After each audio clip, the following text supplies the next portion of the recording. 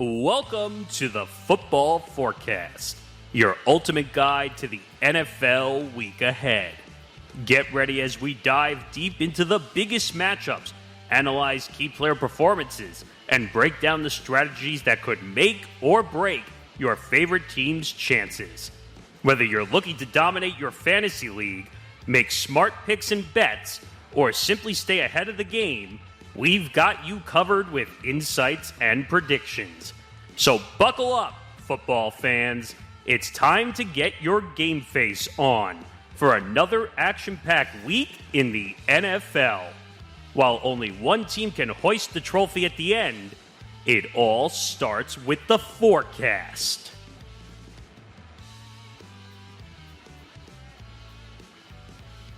Happy holidays, everybody. Welcome to week 16 of the Football Forecast. We are 3 weeks away from playoff time starting. We have certain teams that have already clinched their spots. Others are still fighting for their playoff lives. We're getting down to the nitty-gritty, and this should be a really, really fun time. So as you're finishing up your Christmas shopping, as you're getting all of your last-minute Christmas preparations done, or whatever holiday that you celebrate, getting all that ready, you can also enjoy all the football with a lot of high-intensity drama. And this is a little different. We're here on Thursday. Why? Because Saturday football starts. So this is an exciting week. Yeah, for sure. So just like we do almost every year now to account for as many games as we possibly can, this is one of those rare exception weeks. So for those of you who like Saturday football, you're in for a treat. So yeah, the NFL's got a lot of nerve competing with the college football playoffs. I mean, I laughed about this a million times. Zan sent me the picture of the competing schedules against one another. I'm like, yep, this is the NFL being the big bad NFL being greedy all over again. They didn't do that. They don't do that during the regular season. I mean, there's some slow weeks in college football in the regular season. They never do that. But the college football playoffs, they're doing that with. But that's what makes them the shield. They just do what they want because they say we're the NFL. We can intrude on anybody. In all fairness, but they can't though. They can't. If that were the case, they'd have Saturday games every week. In all fairness, they also did implement their 18-week season before college football playoff decided to go to 12 teams. I mean, watch. Like in the next 5 years, we're going to have like a 22 or 23 game season. Just watch. It's going to happen. Look, I like the expanded season. I do. I don't know about 22 or 23 games. Well, not that much. Not that much. That's a bit much. All right. Before we get into the madness of everything, make sure you're following us across social media on X, Instagram, and for now at least TikTok. Wait, that still exists? Well, they're going to the Supreme Court, so one way or another, we're going to see if they manage to hold on. We'll see. At TFB Forecast ETB. Make sure to follow all the different shows on the ETB Network that we're all a part of. You see them all scrolling across the screens in the scroll as our personal social medias. Make sure to subscribe to us on YouTube at youtube.com/ETB Network. We're still on that climb to 900 subscribers and then that push to 1,000. Help us reach that goal. And if you don't want to see any of our ugly mugs on the screen, then you can always listen to the Football Forecast wherever you get your podcast. Acast, Spotify, Apple Podcasts, wherever there's an audio home, it's there for it. I promise this time I won't say anything ridiculous about any other show. I promise. Let's see if you keep to your word. And then, of course, the Football Forecast and everything else here at the M to the Bench Network, presented by our good friends over at Playback. Watching sports is more fun with others, but we spend too much time watching alone. Playback is a virtual space where communities can stream live sports together with everyone perfectly synced up. Creators can hop on stage, deliver their own play-by-play analysis and commentary, and invite viewers up for Q&A. Playback makes watching sports fully interactive and a social experience. From playing fantasy sports, repping your favorite players and teams, and watching with the commentators and communities you care about. Win or lose, sports are best enjoyed together. Join our community by going to playback.tv/ETB Network to find out more, including our live stream schedule. Plenty of NBA content on the way. We'll do stuff Monday night. Zan and I are going to be doing a fight companion for the big heavyweight championship boxing matchup this Saturday, about 5 p.m. Eastern time. So Yeah, don't that'll miss be it. a blast. Yeah, it'll be a blast. It's the first time we've ever done something even remotely close to this. So if everybody likes it on the playback side, we'll decide to continue to do it for select fights going into 2025. So if you want to follow along with this huge heavyweight fight a different way, you have another mega cast version, if you will, on top of the regular DAZN broadcast. So don't miss it, and it should be kind of fun. And we promise it won't be boring play-by-play commentary. It'll just be reactionary, how we're feeling at that particular moment. It should be fun. So It absolutely should be. All right. Before we get into the week, let's talk about last week a little bit. So, mixed results across the board. I wouldn't say anybody had too much of a bad week, but the big winner, a man who is surging from the bottom of the barrel, coming up the standings, Ben Cruz going 12-2-2. Nice, Ben. Yeah, he had a Time. heck of a week. You know who else had a heck of a week? Zan there, 11-3-2. I sure did. Yeah, there was some good weeks, and then there were people who were mad because their team decided to actually destroy your lock. But Like the Commanders did, I was pissed about it. I couldn't believe it. that was not even a surprise to me. Was that my lock? I think that might have been my lock too. No, your no. lock was the No, Bengals. you And that won. one hit. Your lock hit. You hit the Oh, Bengals. nice. Good, good. Yeah, so All did right. I on that. Yeah. So going across the board, Nick Morganson 7-6-3. I went 8-5-2. Zan 11-3-2, as I said. Grant went 8-5-3. Nick D went 7-3-6. Ben 12-2-2. Anthony 8-3-5. Pat 5-10-1. And Johnny 9-5-2. So we look. Last week. So we look at the point standings. Nick Morganson still in the lead at 287, but Zan with his big week has caught right up on his tail, 286 points. Nick winning this season is not a guarantee anymore. Well, Let's see. And then going down at 276, we have Anthony. Also at 276, we have Grant. I'm at 275. Nick DiMartino, 272. Ben Cruz, like I said, surging all the way back, now at 269, overtaking Pat, who falls to 257. Oh man. close. It's a game. It is Wow. anybody's contest. All right. Now it's time for the fun. So we got 16 games that we got to rush through because we're doing Thursday, we're doing Saturday, and then, of course, Sunday and Monday. You got a bonus game this week. You're welcome, America. Exactly. And obviously, we got the festivities going on for the holidays. I got my Santa hat. Johnny's got a sweater. Yeah. We're already all green. Yeah, hold on. I'll let me match up. I always bring this once a year, so let's do this. All right, now we can rock and roll here. And Yo, Not Johnny, have one, you ever not- like played Santa? What's that? Have you ever like been Santa? No, I couldn't be Santa in my life. I mean, if you've seen like all my Christmas parties, I actually have a holiday fedora that That's I use, but it wouldn't look that good on the camera here. So that's why I think we'll just stick Yeah, with Santa this I time. think the kids would get suspicious. They'd be like, "Why does Santa sound like he's from Long Island?" Because he is from Long Island. That's what it is. That's exactly right. Oh, man. and as a little treat, not one, not two, not three, 4 holiday-themed videos. All right, LeBron. Yeah. Let's say I get really festive at this time of year, and I think some of my frustrations and poking fun of the football season are coming out. But first, we've got primetime games to go through. So we have our first primetime game, a Thursday night matchup. So Johnny, take it away.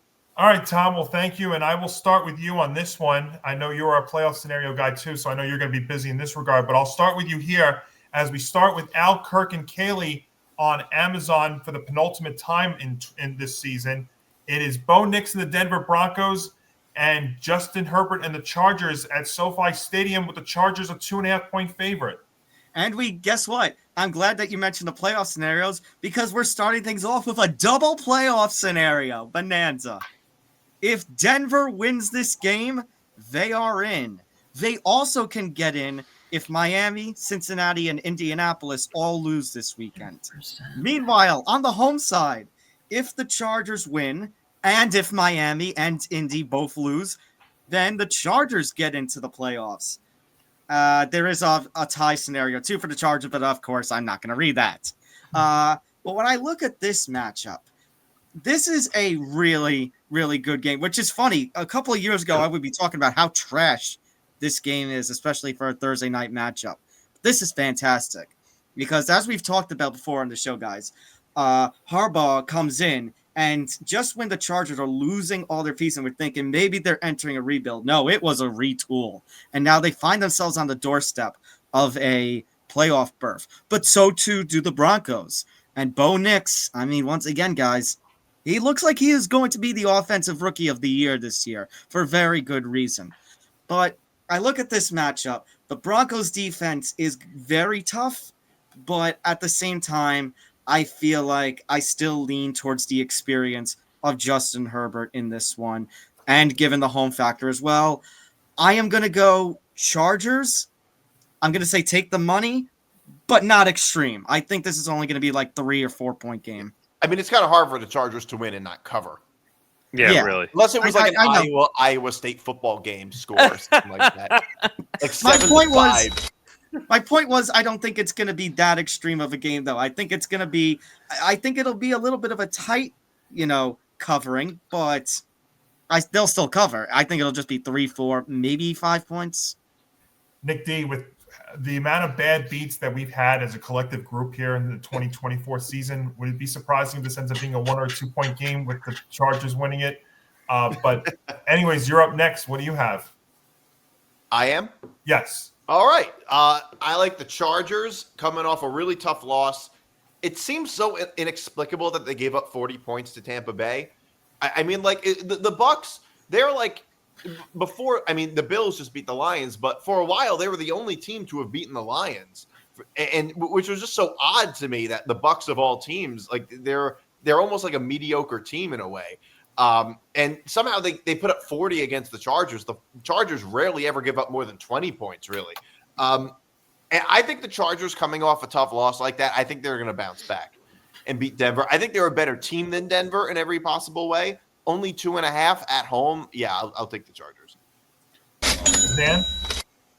Yeah, I mean, I like the Chargers too. I think they're better offensively, and I think they need another signature win under their belt to prove that they're no fluke. I feel like that there are some pundits out there who still don't believe in the job that Jim Harbaugh has done. But I think as long as Justin Herbert is efficient and he doesn't really make too many fundamental mistakes, they should be able to win a close game. And I definitely think they should be able to cover the spread. So give me the Chargers to win at home. I'm going to say just barely over the number. Let's say 38-34 is going to be the final score. I see it being a very high scoring, but very exciting game as well.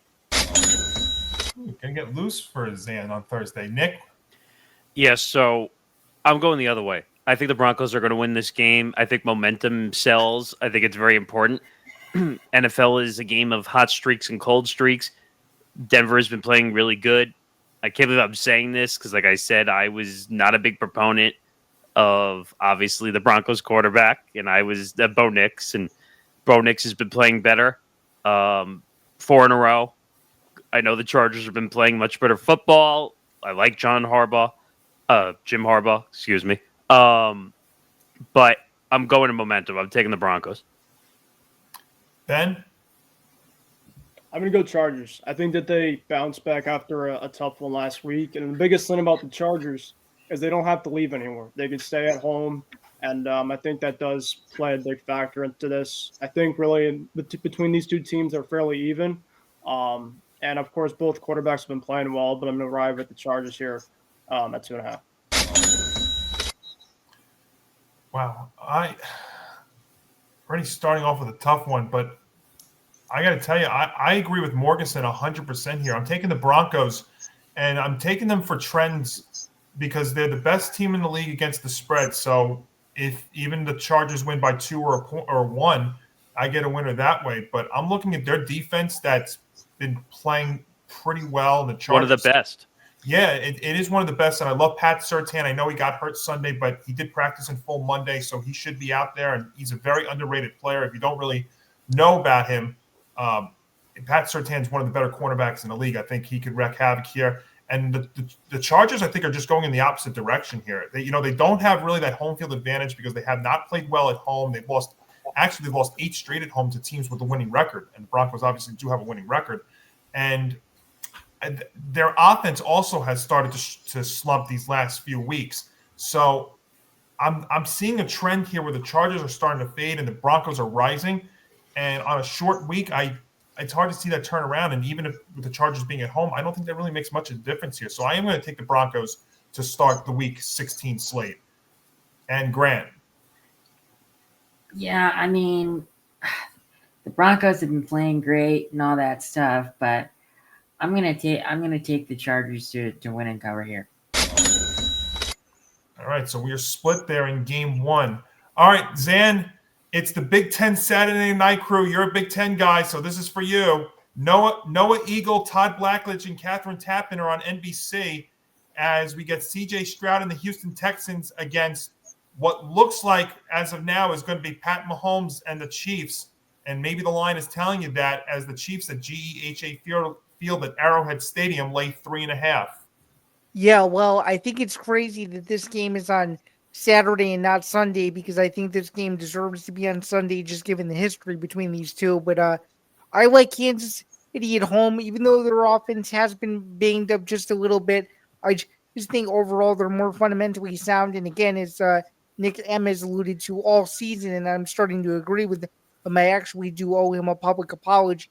So I am going to apologize. I do think that Nick M was right on Houston all along. For the most unpredictable team in football, you don't know what team you're going to get. So I'm going to go conservative here and take the Chiefs to cover at home and get another huge win against an AFC opponent that's fighting for their AFC South divisional lives as well as their postseason fate. So give me the Chiefs. Zan, just real quick, the reason why this game's on Saturday is because obviously these two will be 2 of the 4 teams that are playing on Christmas Day, so you had to give them the adequate amount of time to prepare to rest for Wednesday. So that's why. Actually, Johnny. Yes, sir. Can I jump in? Because I almost forgot. There is something pretty important about this game as well. If Kansas City wins and Buffalo loses this weekend, I mean, I highly doubt that considering Buffalo's matchup, but we'll talk about that. But if Kansas City wins and somehow that miracle happens, the AFC race is over. Kansas City will lock up the 1. Yeah, very, very critical when we get to that game in a little while. All right, Nick. Nick Morrison, what do you have? Yeah, I have the Chiefs. Obviously, the way they played last week, no one expected them to cover. They covered. Obviously, maybe they're turning it around. Hollywood Brown is back off of injury, which I think is obviously going to help the Chiefs offense and hopefully make them a little more offensively sound. I don't buy it 100%, but I just think that having him back and now having Pacheco back, playing a few games, that makes the offense hopefully consecutively roll a little bit better. By the way, thank you, Zan. I appreciate the call on the Texans. The Texans are falling apart. I don't know what's going on with them. Obviously, they've had injury issues all over the place, but they're just not playing up to the standard that everyone expected. No, they're not, and neither are they running. Neither are they running away with their own division, which I think is even more concerning because they should. What was the projected number of them? They were supposed to be a double-digit winner this year, supposedly. Yeah, over 10.5, I think. Okay, yeah. So they're just injuries are the major reason why they're not winning games, but they're just not playing well either. And Stroud is having a bad year on top of it. Even though I would say I don't trust the Chiefs to cover a spread, I think that they cover because the Chiefs are going to play down. So take the Chiefs to cover. Ben. Yeah, I'm going to go with the Chiefs. They're at home. The Texans really just have been very up and down all year. And CJ, I mean, he's had a decent year, but it's obviously hasn't been up to the standards that I think we were all kind of accustomed to. And I think if Mahomes is playing, Mahomes is Mahomes at the end of the day. So I think it'll be a good one. For that 3.5, I feel pretty comfortable with. Take the money. So I always say bet responsibly, but if you actually had the goal to do this on Tuesday, and put the Chiefs on the money line, boy, you would look very, very smart. Because remember, this line opened up with the Texans laying 2.5. Now, obviously, this was before. Yeah. Yeah. This line opened with the Texans at -2. The You want line me very opened, honest, Johnny? Johnny, you want me very honest? I Mhm. was ready coming in before you put the updated lines like we have here. I was ready to come in, pick the Chiefs as an upset as my lock of the week, but obviously, if those plans have been foiled, It has to do with Mahomes because they're all trying to catalog the injury or not. It was such an overreaction, and I'll tell you right now, if Carson Wentz was starting this game, I still would take the Chiefs to win this. I mean, it would be a That's why- lot closer, but But I think the reason why Nick, and it's the same reason why I'm going to still take the Chiefs to win and cover here, even though they're laying now 3.5, is I'm not in love with what the Texans have been this year. Agreed.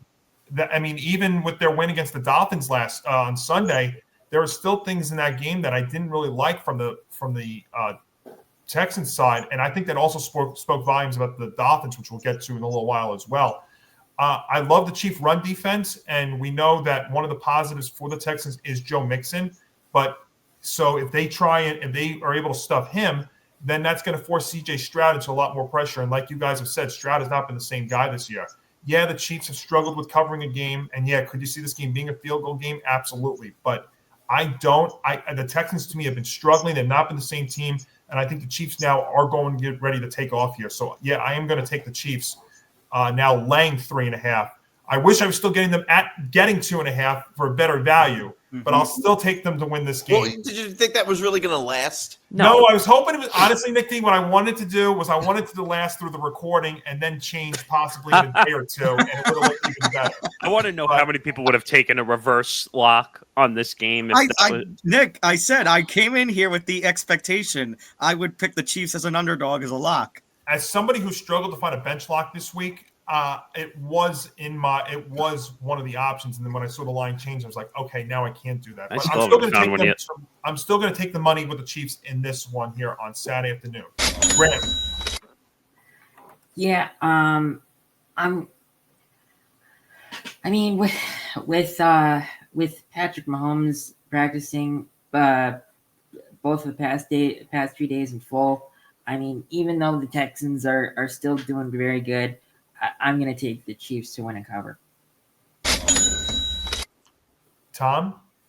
I guess I kind of gave my prediction away as I was kind of talking about this. I expect that the Chiefs are going to win because of all the reasons that you guys have said. The Texans' momentum has stuttered a bit, even though they are coming off of that victory. The Chiefs, congratulations, you actually managed to cover a spread. Too bad it was against the Cleveland Browns. That's why the line moving combined with their history of spreads has me a little nervous before picking this as a lock, so I'm not going to. However, the way the Texans' momentum has been and the way that the Chiefs are playing, I will take the Chiefs to win and to cover at home. Nick D. Yeah, I like the Chiefs to win and cover. I don't normally pick the Chiefs to cover, but I'm picking them this time. I have not been high on the Texans lately. I think that they haven't been good defensively. They haven't, and they've been really bad on the road. If you look at their road record, they haven't been good at all. They've been fairly good against really bad bottom of the league teams, but they haven't been good on the road at all. And I just don't think this team is the same. Stroud has not been the same recently. He hasn't been great. So I really like the Chiefs to win by a touchdown or more. And Zan. Zan, I went to you already, right? I'm going to get you 2 picks. Yeah, I'm sorry. Yeah, you did. Imagine if he ended up giving a different pick. or he picks the same team twice and he tries to get 4 points out of it, right? Could you imagine if he tried to lock to do right. that? And Zan wonders, why do I have one more win than one more? All right. Anyways, clean sweep for all of us there in Kansas City. Nick Morganson, we'll go to you here. A Kevin Burkhardt, Tom Brady, Aaron Andrews, and Tom Rinaldi special on Fox. It is the Pittsburgh Steelers and Baltimore Ravens, a big AFC North clash here in Baltimore. And we got the Ravens laying 6. And there's a playoff scenario, I think, in this one, too. Is there not, Tom? Let's see. Yes. If Pittsburgh wins this one, actually, we have another double playoff scenario this one. Okay. If Pittsburgh wins, the AFC North title is all wrapped up, and it goes to the Steel City. If Baltimore wins this one, they clinch a playoff berth, and they'll still be in the fight with the Steelers for the division title. Just like 2008. It's awesome. Yeah, right. Actually, That's awesome. okay. So I learned my lesson on the Steelers a little bit last week, as I took them as a reverse lock last week against the Eagles. I'm confused though, because obviously they beat the Bengals. They had a big win against Baltimore a few weeks ago, and then they come out and they lay an egg essentially against Philadelphia. I thought they were going to play much better against Philadelphia, and they did not. But again, I don't know how to judge the Ravens because they've had a lot more losses than everyone expected this year. That's what's throwing me off too. But because I'm nervous about what happened to the Steelers last week, I'm going to lean more on the sure thing, and I'm going to take the Ravens to cover just because I think they're the better offensive team in this matchup, and it's at home. I think they play better at home. So take the Ravens. Ben? I'm going to go Ravens no cover. I think it's because it's a divisional game. Lamar Jackson is 2-5 against the Steelers in his career. So I do think that it's going to be a close game. The Steelers defense always plays hard. They played hard last week even against Philly. So, 6 points. I think it's going to be around 3 points in a game like this. Two teams that are going at it for playoff implications. So give me the Ravens, but no cover. Yeah, Ben, I totally agree with you. That's exactly what I'm doing. And I see the thing with the Steelers last week was George Pickens wasn't there. Now it looks like he did practice as of Wednesday, so that's kind of encouraging. And yeah, the Raven offense looked great Sunday. Their defense looked good, but again, we have to consider who they were playing Sunday. Divisional matchups, we've seen this a lot this year too. Divisional matchups are always get to be very, very interesting, very, very tricky too. And we've seen big divisional matchups with a big number not cover. And it's amazing to think that a 10-win team can be getting this late in the season can be getting 6 points. That's exactly why I had the Steelers covering and even winning last week. I'm going to go back to that well again here and take the Steelers to at least cover the number here in Baltimore. And Grant. Oof. Wow. This is hard because both teams are playing great. God. But I'm gonna take a shot and say that the Ravens win and cover. Okay. Tom? Ben and Johnny, I'm going with your trains of thought. I'm taking the Ravens, no cover. I think the Ravens, I'm like Nick Morrison that I have questions about this Ravens offense as well, but I would still pick a Ravens offense over the Steelers one. The problem is that the Steelers defense is still tough and gritty, even though TJ Watt has been banged up. So you're looking at a Steelers defense that may not have the same amount of power as it normally does. Having said that, I still think it is a divisional matchup. You never know with these kinds of matchups. These always tend to get a little crazy. But, man, wouldn't it be cool if the Ravens won this matchup? And like Zan said, it gets down to the nitty-gritty heading into the last 2 weeks of the season in this division. It'd be interesting. So you're going to go along with me and Ben. Nick D? Ravens no cover, yeah. Nick D, what about you? Ravens no cover. Just because it's a divisional – I think the Ravens win – but I don't. The Ravens do have the thing is, it's a rivalry game. The Steelers are going to be up for this game, and the Ravens, they just have a lot of flaws. It seems like their defense isn't great. I think that if this game goes to a shootout, it's going to be close. And I just think it's going to be. I think it's going to be a close game. I think it'll be higher scoring than the first time they played. That would be my prediction. But it's just that it's the rivalry game aspect of it that makes me think the Steelers are really going to be up for this game.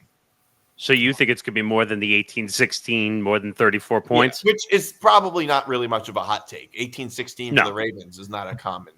It's 16 points to the Ravens. Was that the fewest points they scored all season? I think so, yeah.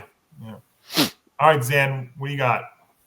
Well, you guys might hate me for this, But you're your lone wolf pick of the week. I'm taking the Steelers on the road to win the AFC North title. I Nice. think that this is a game that Mike Tomlin always gets up for every single year. The Steelers could be average, they could be 500, they could be as good as they are this year, and they seem to always play well against Baltimore. And as been alluded to, Lamar Jackson is 2-5 against Pittsburgh, and I think there's a reason why. I think Lamar Jackson gets overzealous and maybe overlooks the Steelers team. That's what I think the Ravens are going to do here. The pressure is going to be too much for him, and I think the Steelers win outright. Give me Pittsburgh. All right. So Zan, Of course, the guy who supports Pittsburgh is going to go with that. so our first lone wolf of Week 16. All right, now to the Sunday slate. But before we get to there, we have our first of 4 videos. I'm ready to go. Which one you want? All right. Well, Johnny, we're going to get our suffering out of the way. And I think I have a holiday song that kind of fits with how we're feeling. Though, for the suffering, but okay. Yeah, well, there is no any special singing. I'm not singing this. There's no AI singing, but I did display I'd like to the see lyrics. a Tom Albano AI singing. No! Yes! That's the Christmas present that I want. Oh, Well, God, right. why would you want an AI as me? But I have produced lyrics on the bottom, so let's do it karaoke style. You can follow along with the words. all right, so we're going Giants, right? Yes. Okay, I here we go. called this one Big Blue Christmas. Oh, boy, here we go.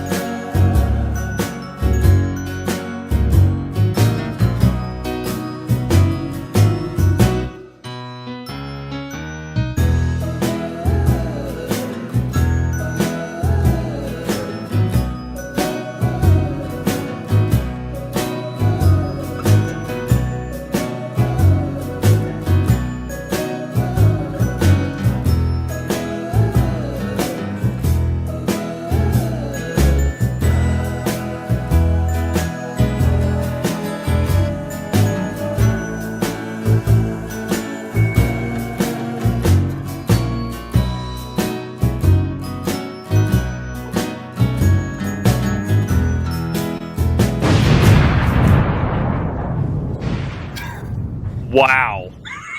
That was amazing. It's amazing. Good job, Tom. Wow. It would By have the been way, let better me if just- we heard some lyrics to it. I changed them up, yeah. By the way, Tom, let me just say this. Thank you for at least putting some of the positives for this year, because the media likes to trash this team. I understand they're the worst team in the league, but there actually are some positives with this team, and nobody wants to mention them. I mean so it. thank you. You know, Tracy has done great. Neighbors has done well for what he's worth. It's just a matter of there's no QB there. But I also said what I what I felt. You know, I will say this about the Giants. I think that they're the best team in the NFL, except for the 31 others. Yeah. So But you want I more said- positivity. Nick, quarterback- Nick D, They I'll give you only one win better. when they don't play. Wait, Nick D, hang on, wait. I have a perfect way to sum it up. They're the best 2-12 team that you've ever seen. All right. The Well, funny thing so is, I don't even disagree with that. They are pretty good for a 2-12 team. I'll give you that. They just Saquon, that's for my sure. problem. But my problem is, like I said with the lyrics starting, I don't know if it mattered with Sanders Award when we haven't had an O-line for about 15 well maybe not 15 but like 10 Your years. O-line is Swiss cheese. Longer than that, arguably longer than that. Your Well, O-line is Swiss cheese. That is something we will get into in the offseason. As Walt Frazier would say. Right. Yes. So we will have plenty of time to spend on that in the offseason, because there's going to be a lot to talk about with this team. But on the field, it is in fact a Kevin Kugler, Darrow Moose Johnston, Laura Oakman special on Fox.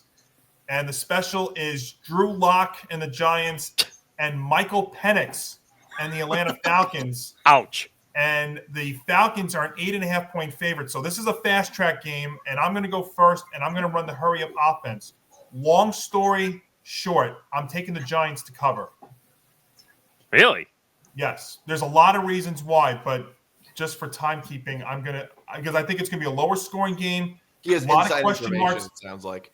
What's that? It sounds like you have inside information when you say that. No, I think it's You're like, look, I can't tell you why. I'm going to keep it at that, but the Giants are going to cover. I think the Giants cover, but I think the Falcons win. I think the Falcons, the way they've been playing, I don't care who they're playing in the NFL, should not be laying this many points against anybody. And you have Michael Penix, who we don't know what he's going to be starting instead of Kirk Cousins. And the Falcons have been an absolute mess too. So you have two bad teams as of right now. It's tough to take a team laying that many points. So that's why I am going to take the Falcons to win. But I'll take the Giants to lay inside that number. And I would also, the better bet for me, and I almost thought about this as a bench lock, but we can't use it on totals, is the under. The under to me is the best play in this. By the way, that might be an interesting idea I was thinking about for next year, possibly adding as a special. Just stay tuned. Yeah, stay tuned. All right, little out of order. Tom, you can go next. Yeah. Real quick, what do you have? All right, I'm going to go real quick. Johnny, I am going to disagree. I thought, I was very skeptical last week when the Ravens had as big of a line as they did, and they managed to absolutely throttle the Giants. So I think only 8.5 points. The Falcons offense hasn't been great, but why do I have a strange feeling, given it's the Giants, we're going to make Michael Penix look like an all-star in his debut game? Damn it. I was going to say that. Could see that too. So you're going to take the Falcons. Falcons take the money. Yeah. I'll give you one other thing, Tom. The reason why I'm also taking the Giants to cover is the Giants are on the road. That's a good point. It says a lot about Giant fans. What? It must say a lot about Giant fans. They can't. No, it's not that, Nick. It's the team mentality. They haven't been a good home team in years. So even when they were playing well, they never were a really good home team. I was going to say, Johnny, they are the Road Warriors. Team either. They are the Road Warriors, but this is a far cry from the Road Warriors of the 07-08 playoffs. Absolutely, that's for sure. All right, Grant, real quick, what do you have? Okay, so first off, let me just say, I think the Falcons started Penix too late. I think they should have done it 2 or 3 weeks ago. But still, I don't think you get enough production out of him to make a difference. But I will take the Falcons to win. But I don't think they'll cover, even though Tom's point about the Ravens last week. It's just Penix has too much inexperience. Okay. Right. Nick D. Falcons. Oh. I like the Falcons. I believe in Michael Penix. I think that the Giants are going to struggle with Penix because they haven't seen him before, and they're not going to have a game plan for him. That's what I think is going to happen. All right, so you have them to cover. That's a good point, though. Zan? I like the Falcons, short and sweet. The Giants are one of the worst teams, if not the worst team in football. I've seen enough from this team. Atlanta can win by however much they want, but I feel like even though it's Penix Jr.'s obviously his first start in a pressure situation, they should be able to cover this number. So I like Atlanta here to win in Sunday at home. I think it also does help that they're at home and they're not in the inclements of really bad weather. So give me Atlanta. By however how much they won, I'll take them to win by 8. Nick? Well, I pulled this reference out last week, Johnny, and I'm going to use it for this game too. Since Johnny, you're a game show savant. Oh, yes. I'm going to pull this one out. What I think of this spread.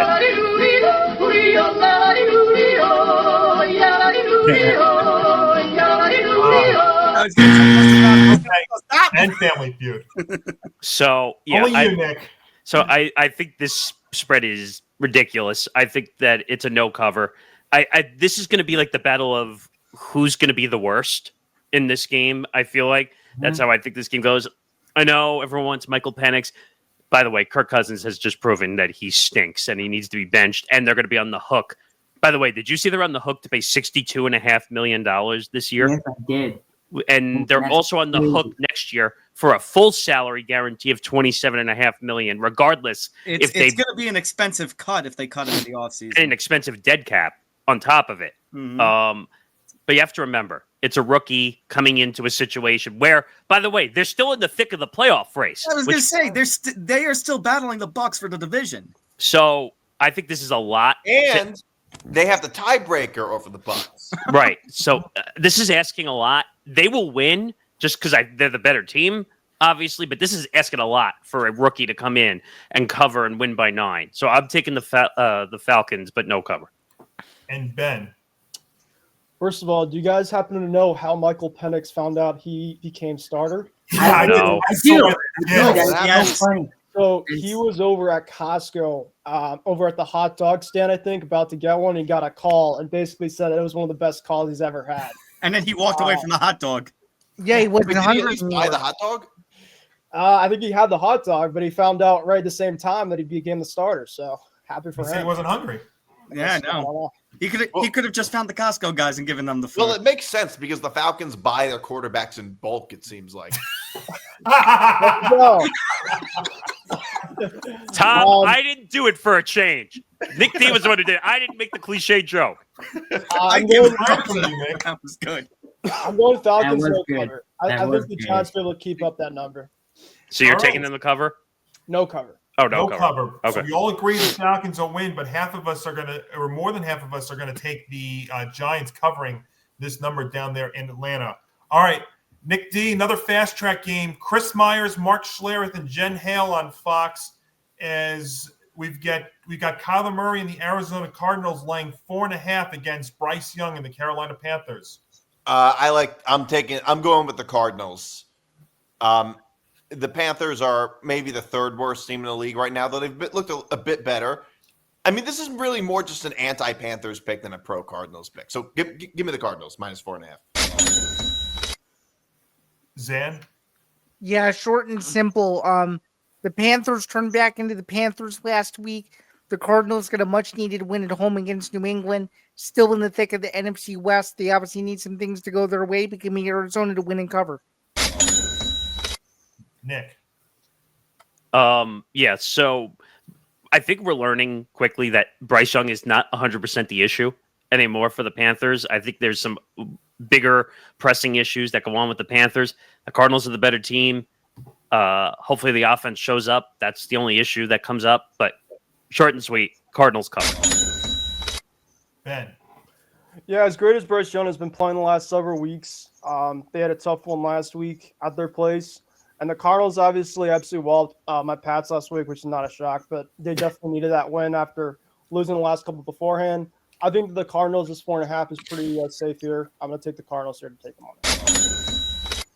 So before I go real quick, I'm just going to say here, Anthony put this as his bench lock of the week. He took the Cardinals to win and cover. Yep. And I say that because I'm going the other way. I'm taking the Panthers to cover the number. I think this number is a little too bloated. If you look at the Panthers, I think last week really was more about the mental angle that the Panthers were actually a favorite for the first time in almost 2 years. And if you look at them in the last, they're 0-4 in their last 4, but in that stretch, they kept it very, very close against some very good teams like the Bucks and the Chiefs. And we all think the Cardinals are a pretty good team, right? Mm-hmm. I think they keep it close. Yeah. I don't like the Cardinals' defense. I like that Panthers offensive line. That's also what's helped Bryce Young to be successful. I think they make it a very, very interesting game. Yeah, this is a fast track, but I actually think this game is going to be very, very close and very entertaining. So I do think the Cardinals win it, but I think it's going to be a field goal game. Oh. And Grant. I actually have to. I don't want to say that I'm copying Nick D, but he took the words right out of my mouth.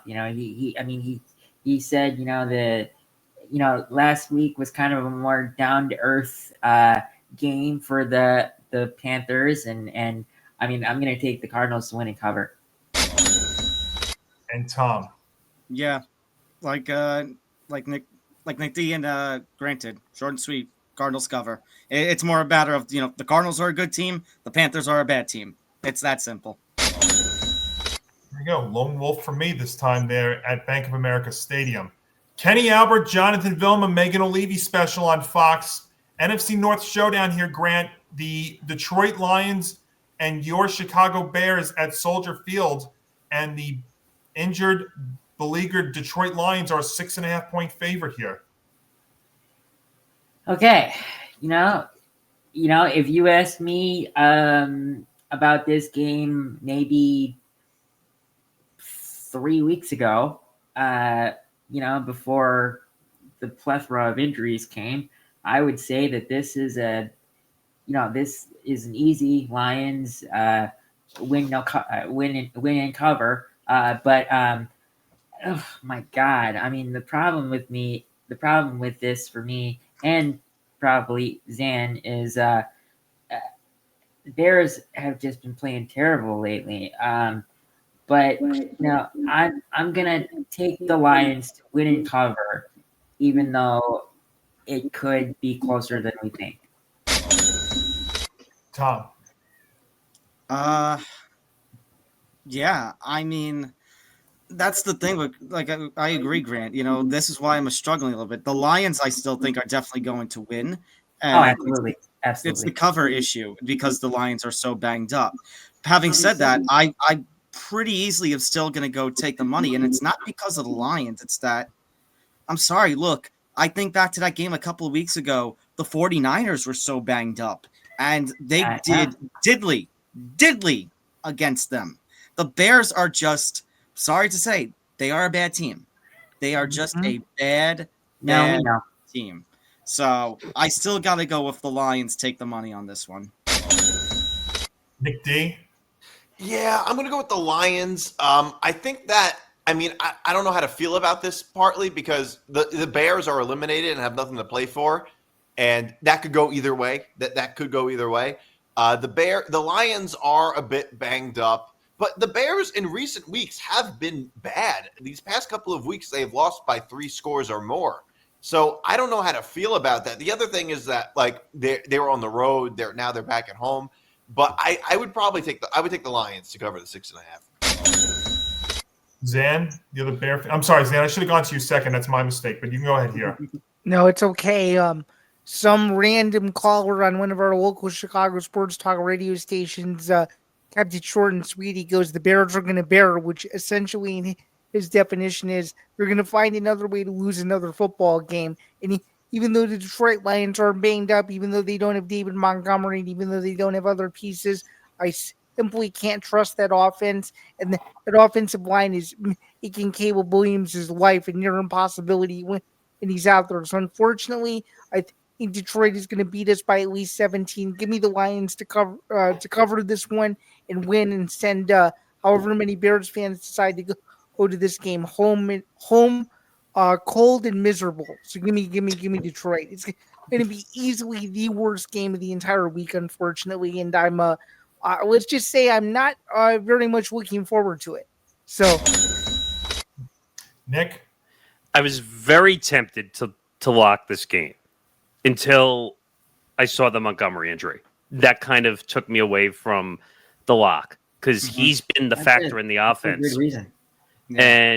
But I still think they're going to win. The Bears, and by the way, what made me laugh, and not at the expense of the Bears fans sitting here, but Caleb Williams' facial expressions on the bench as they're getting beat. Like, what is that, man? Like, really? Like, you're going to make those awful, horrible facial expressions and kick your team while it's down? Well, it's because he's never been used to losing, so it's really hard for him to stomach, I bet. Like, yeah, but it just looks bad. Like, literally, all he did at USC was win. So, that's that last year. Yeah, quite a lot that last season. I'm just saying it doesn't look very good when you're down on your team, but I'm not gonna lie. But Nick, I'll counter with, he's a rookie and he needs leadership. And let's be real, what leadership is there? There is no leadership. We've been pointing this out for weeks in the whole season. I know, that's my point. But the only thing that's keeping me away is Montgomery, so I'm just going to take them to cover. Ben? Yeah, of course, the Bears obviously aren't playing for anything at this point in time. And the Lions, it sucks with the way that their injuries are starting to pile up.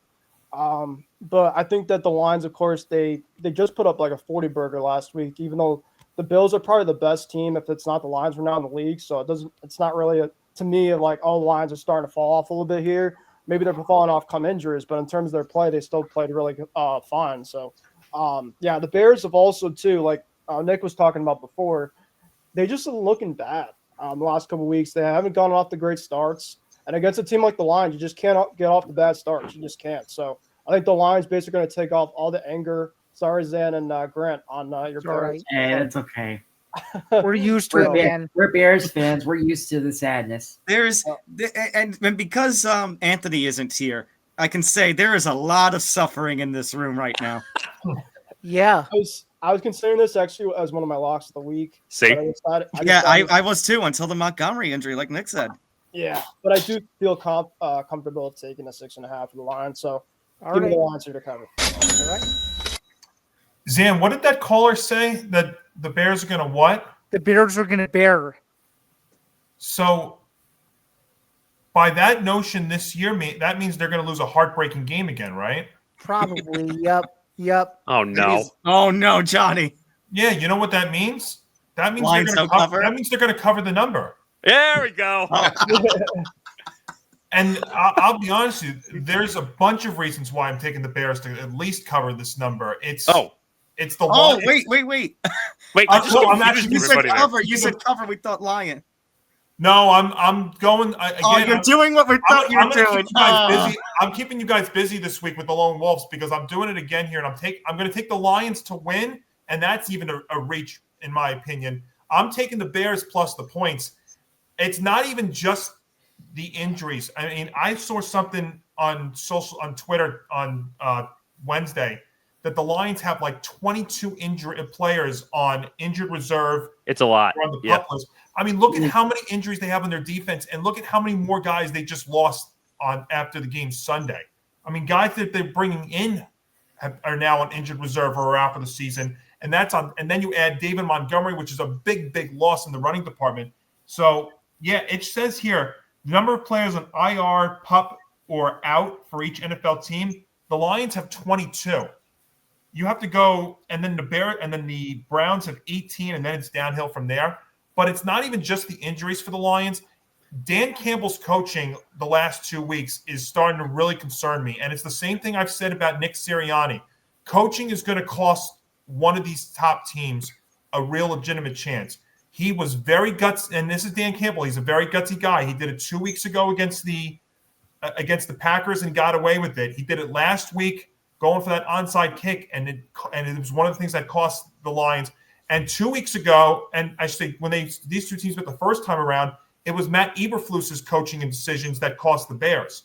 So it's the last 3 weeks that have been scaring me from the Lions. And also now they have to go play outdoors where they have very rarely played in a non-dome stadium. If you look at their schedule this year, it's either been all at home, which is at Ford Field, which is indoors, or their road games have been in a dome stadium. So now they have to go out in the elements, which they haven't done this year. So I'm factoring injuries, I'm factoring coaching, I'm factoring the outdoor weather, and maybe as a bonus, I'll factor in the Bears are going to bear, and that means that they're going to lose by a field goal here. I'm going to take the Lions to win.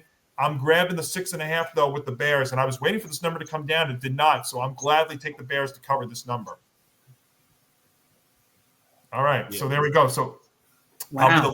I'll be the road. Yeah, the only road game they've played so far in the elements has been the Packers. Yeah. Right, Oh, and that was snow that game. was some weather, and they won that. And remember, that was also with a hobbled Jordan Love too, and a much healthier Detroit And I Lions. think they won at like the end of the game. Wasn't it like an Yeah. end of the game field goal? Yep. So that's what I'm saying here. I'm actually getting very, very worried about the Detroit Lions there in the NFC, and I think actually right now the number one seed, if I had to go out on a limb right now, I'm going to say is going to be the Eagles. But both of those teams scare me because of coaching. Especially don't forget The other is the Colts. That's the other team they played in the elements on Okay. the road. the Lucas Oil Stadium is indoors. Oh, it is. It Yeah, is it indoors? is an indoor That's another stadium. one. Okay, Yeah, so it's that's not indoors. Well, Yeah. actually, we're forgetting something, guys. I- Because of the results of last week, it's actually a three-way tie at the top of the NFC. You've got the Vikings. Oh, it's a who are also 12 and retractable 2. roof that they have. It's a retractable roof. So yeah, that's what I mean. So yeah, Tom, you have to factor in the Vikings, and then the Packers are also not out of it too. They're in the NFC. So that's what I'm going to say. All right, now we go to some more fast tracks, and Zan, we'll go to you here. Tom McCarthy, Jay Feely, Ross Tucker, Tiffany Blackman on CBS. In the AFC South, it's the Tennessee Titans and Indianapolis Colts. And speaking of Lucas Oil Stadium, that's where this game's going to be, with the Colts a 3.5-point favorite, Zan. And Yeah. no playoff scenario.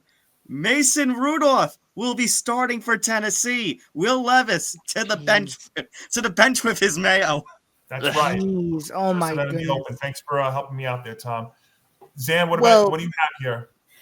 Well, this is a critical divisional game. The Colts are trying to keep their playoff hopes alive. They got to win another big game at some point. Tennessee is Tennessee. This is more of an anti-Titan pick more than a pro-Colt pick, but give me the Colts to win and cover at home. It's simple, short, and sweet. Nick? Who you? Yeah, go ahead, Nick Morrison. I'm sorry. Okay. I just don't like this game at all. I'd rather have a spoon of mayo than pick either of these two teams, even though I despise mayo with I all want to of my see body. that now. I want to see you actually eating a spoonful of mayo. If you want to see me hack and hurl all over a stream, then we can do that. But, after what happened last week with the Titans, I will not pick them the rest of the season. After I thought they were going to come out and play a little bit of offense. You're on the record. Then you can't pick them. I'm not, and I have no problem with that. Colts, even though Anthony Richardson has had his issues and public issues of being tired and taking himself out of games, you're not losing to the Titans. I don't care. They're going to win. Take the cover. Zan, it's not as fun. There's only 3 weeks left in the season, so it's not the same like doing it midway. Ben, what do you have? Yeah, I hate this game too. I will say Will Levis is absolutely awful. I just kind of come to the realization, if I haven't already, but I feel like he's the pick six king when it comes to him at quarterback. I feel like he really is. He's the reason why the Bears got back into one of their few wins this season was because of his bonehead mistakes. Yeah, I mean, he made an awful Bengals defense look like the '96 Bears or something. It was crazy last week, but regardless of the fact, Mason Rudolph, I just looked at his stats, and in the games he has started, he's thrown for over 200 yards. I mean, to be fair, it was against the Patriots and the Bengals, not two great defenses. But the Colts really haven't been great defensively. However, I do think that with that 3.5 line, the Colts haven't been great this year, but I do think that they're going to find a way to win this game because the Titans just are not a good team. So take the money for the Colts. I'm not a Colts fan, but if I was, I'd be so red in the face like I am right now because of what Jonathan Taylor did against the Broncos last week. Felt like how is it that nobody has learned from frickin' Deshaun Jackson all those years ago? Wait a minute.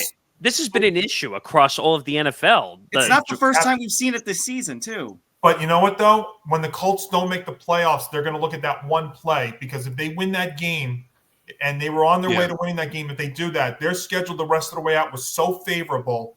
Now they've got to win out and have so many other options, so much else go their way to get in. I'd be furious over that. But the bottom line is the Titans are so bad, and now their defense has completely gone south too. Mess. That I got to take the Colts to win this and cover this game by default. So that's what I'm going to do. And Grant. Yeah, I mean, I'm going to copy what Zan said and take the Colts, not because I'm a anti-Titans or anything like that. It's just, I will say though, Brian Callahan did go on a rant on his press conference today. Did say what else is new? His team is not soft, but you're exactly what a coach whose team is soft. 3-11 team. You're soft. You're soft if you're 3-11. So it sounds like something the Jets head coach would say. It does. So you're going to take the money, right? Yes. All right. And Tom? Yeah, this is one of those games where I make the I don't care pick because this game is booty cheeks. Give me Indianapolis. So Stephen A. Smith is watching this game. Yeah. I'm taking the Colts. Nick Dean? All right. So, yes, I'm taking the Colts minus 3.5. I would take the Colts to cover, even if Anthony Richardson does take himself out of the game, or if Jonathan Taylor doesn't carry the ball over the goal line. That's how bad the Titans are. I don't know what's worse, the Titans as a football team or like Will Levis's coffee. I can't tell what's worse. Will Levis's coffee. They're Will both. Levis's coffee. Yeah, it's pretty bad. Colts -3. I'll take the All money. right. There we go. By the way, you said Stephen A. Smith was listening? Always listening, yes. So clean sweep there at Lucas Oil. All right, so this next game is actually really special because, Tom, apparently we've got 2 videos here. Yes, it's a video double feature, all about a certain team. And this is a team that won last week, too. They won last week, and really, Dolphins are a disgrace. Yeah, I can't really argue that. So Nick, what I'm gonna do is I'm gonna request the video that you requested first can be played first. So that one is all Rodgers. Okay. Yes, I just quickly behind the scenes. I won't say what it is because most people don't know, but I requested this song specifically just because I despise the original person who is over commercialized with this song. So we'll go to this one first. No. Here we go. Oh God, let's see how this goes. Oh, gosh. I don't want a lot for Christmas. There is just one thing I need. And I don't care about the presents underneath the Christmas tree. I don't need to hang my stocking there upon the fireplace. Santa Claus won't make me happy with a toy on Christmas Day. I just want you for my own, more than you could ever know. Make my wish come true. All I want for Christmas is you. You, baby.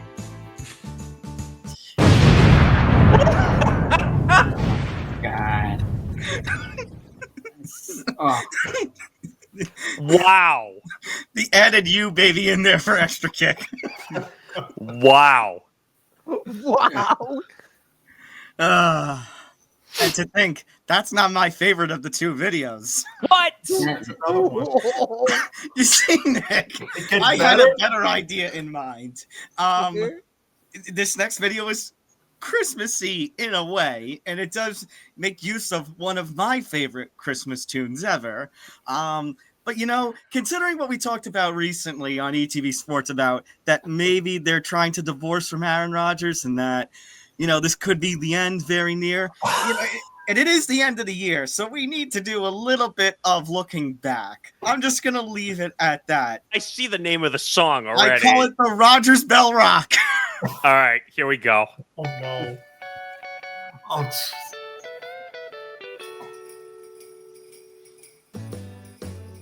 RELAX. Ah! X. RELAX. Ah! Oh, shit. I almost fell off my chair. RELAX. Shut the fuck up! You pile of shit! You useless swine! Take your feet pics and shove them up your ass! The immunized comment, the fact that he calls Kelsey Mr. Pfizer, or he holds up his foot to the camera, the fact that he went into the darkness, his ex-witch girlfriend. Maybe it is kind of fact that he is kind of crazy. Ah, get rid of this guy, please! I don't want him in this organization anymore. That's the Rodgers Bell Rock. Oh, my gosh. That is unbelievable. Tom, Both these of are those all, are these very are unsettling. all-timers, like, this week.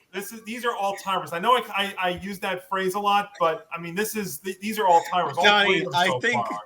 Johnny, I think after this week I'm gonna have to retire because I don't. Yeah, think I'm I was any gonna better say. from this.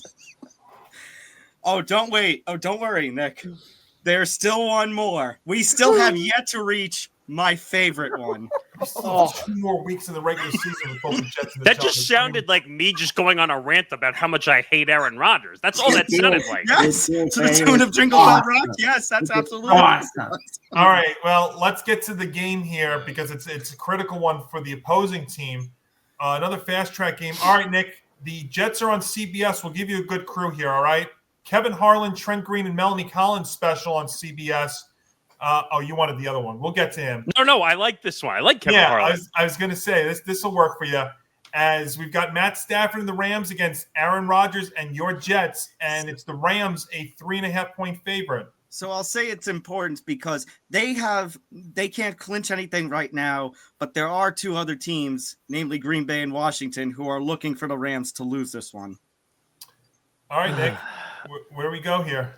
I mean, I kind of know where you're going, but I think I know too. But let's see. I'm looking at the other games just quickly before I make this pick, just because I got burned last week on a lock because the Dolphins just decided to lose in overtime. But I have no idea. All right. Yeah, pretty much I'm leaning that way. Just do it. Yeah, I'm taking the Rams. Obviously. It was a fluke last week. The Dolphins are not a great team. Even though when Tua starts, they're supposed to win games. They're supposed to act like they're the best team in the NFL.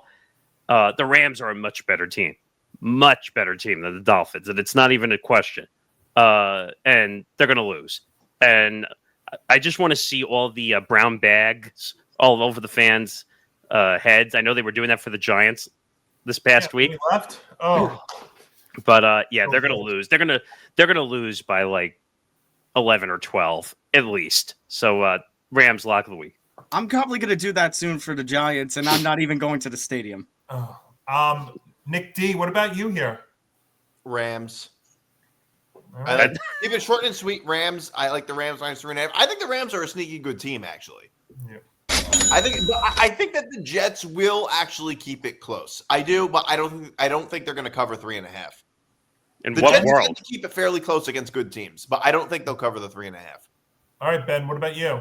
Yeah, I mean, I know that Aaron Rodgers has been playing better the last couple of weeks, but yeah, the Rams have actually been one of the best teams sneakily in the league the last couple of weeks, and they went over to San Fran last week. They had a really good win, and then the week before I think they had a really good one as well too. I forgot who they played that week, but they're just playing really good football. Their defense is playing exceptional. The offense, they've been able to move the football, and Sean McVay just has all those guys kind of riding on cylinders. And yeah, the Jets at this point in time, I agree with Nick. I think it'll be close, but I think that 3.5, I feel pretty safe about. I think it's going to be like a 24-20 type of game. It's going to be a close game, but I think that it's not going to be as close as a score indicates. So Rams coming cross country, that early window game, but they've got 3 extra days because they played on Thursday. Now, their offense has sputtered a little bit the last couple of weeks, but this might be the get-right game for their offense because the Jet defense has been atrocious. I mean, they just gave 25 to the Jaguars last week, but they have looked better on offense the last 2 weeks. So that's what makes it kind of tricky. But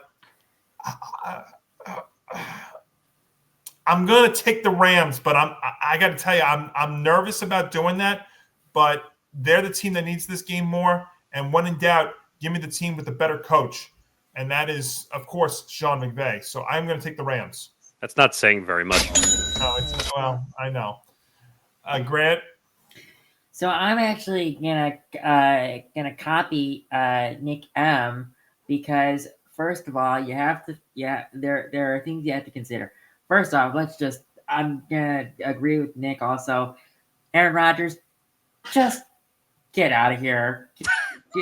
Get out of here. Retire. You're already 40 years old. You don't need to prove anything else. And Devontae Adams and Garrett Wilson could possibly be gone after this season. So they're basically starting over, at least on offense, if all 3 of those things happen in terms of Aaron Rodgers retiring and Adams and Garrett Wilson leaving. So Rams win and cover, and it's going to be my lock of the week.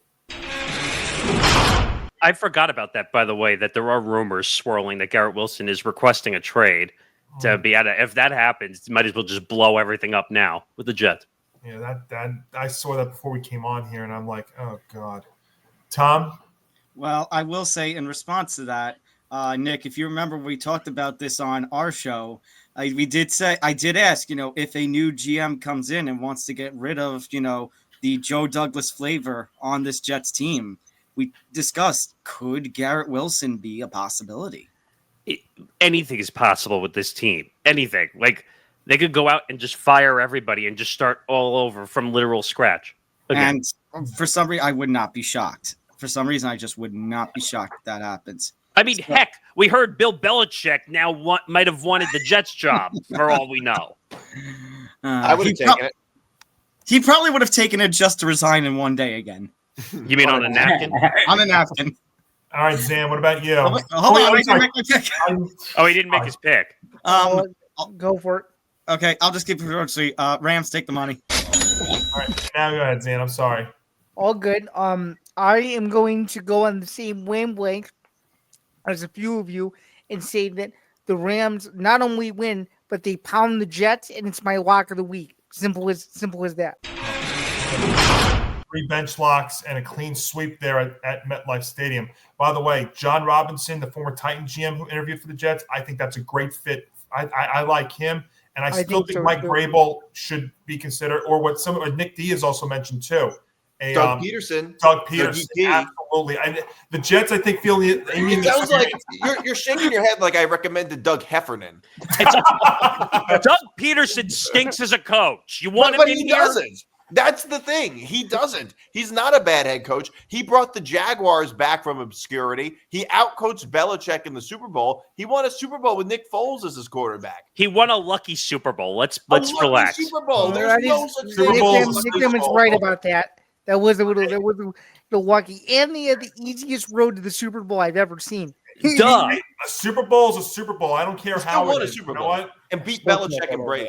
So, we'll by the way, sorry, I opened that up. Sorry. 1 second. I just want to say, I want Louis Riddick. I think that's the guy that I think would be Why great. do you want an analyst as your GM? He was in the NFL front offices for years. He's a really smart guy. He knows his stuff really well. Anyways, I've got a feeling that we might have a football forecast gif with how much you were shaking your head. Yeah. All right, let me move on here because we got another fast track game. All right, Tom, I'm going to go to you here. Spiro Adamadides special on CBS.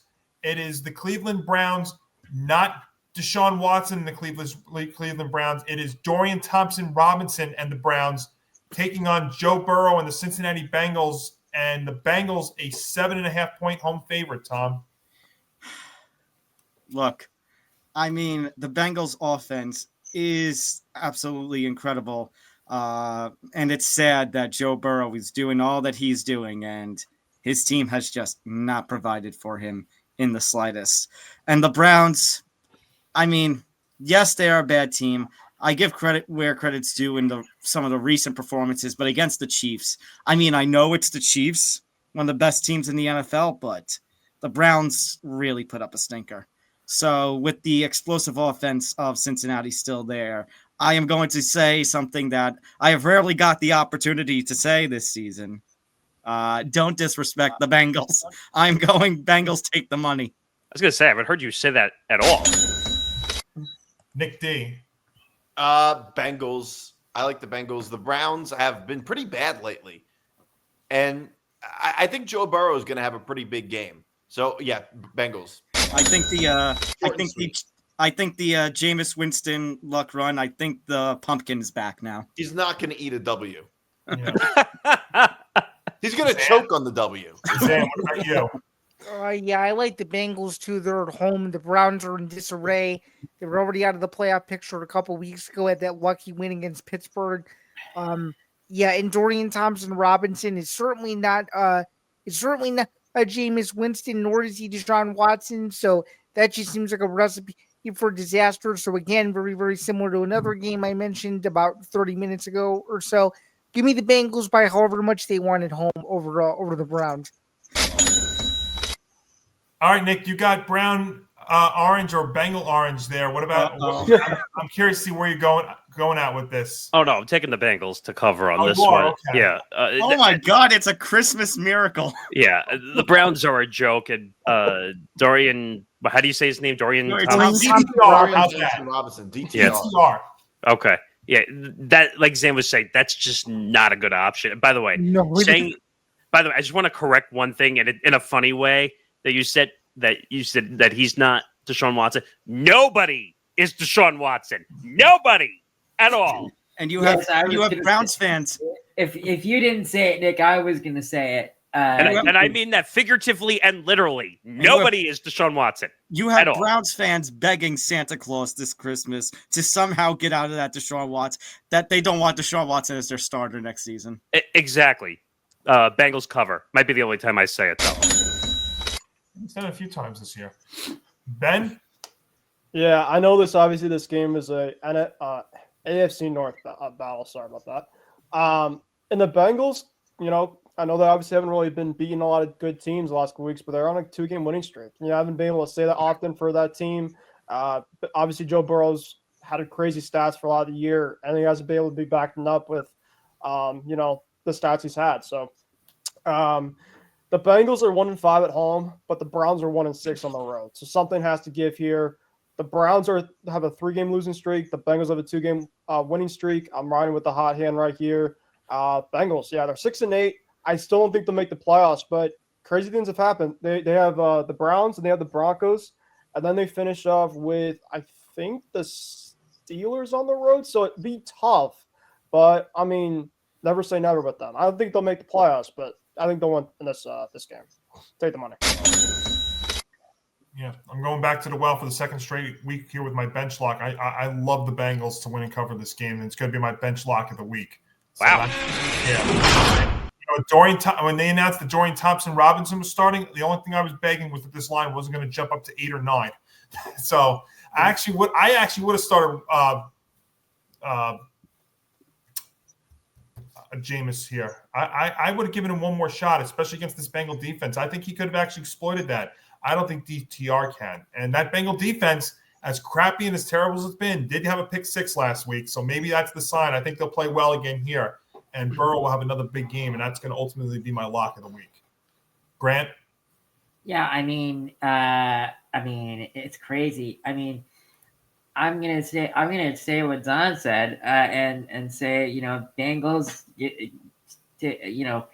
buy whatever they want. I think this could literally be a 14 to 17 point game because DTR is like, the one game that he did start a couple years ago, or last year, I don't even think he had 100 yards passing, and it was bad.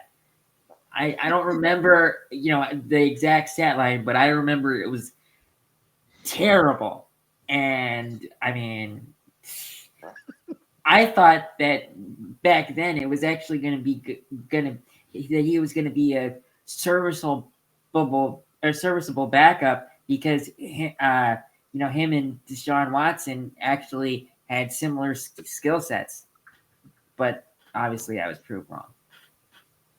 Okay, so you're taking them to cover. Yeah.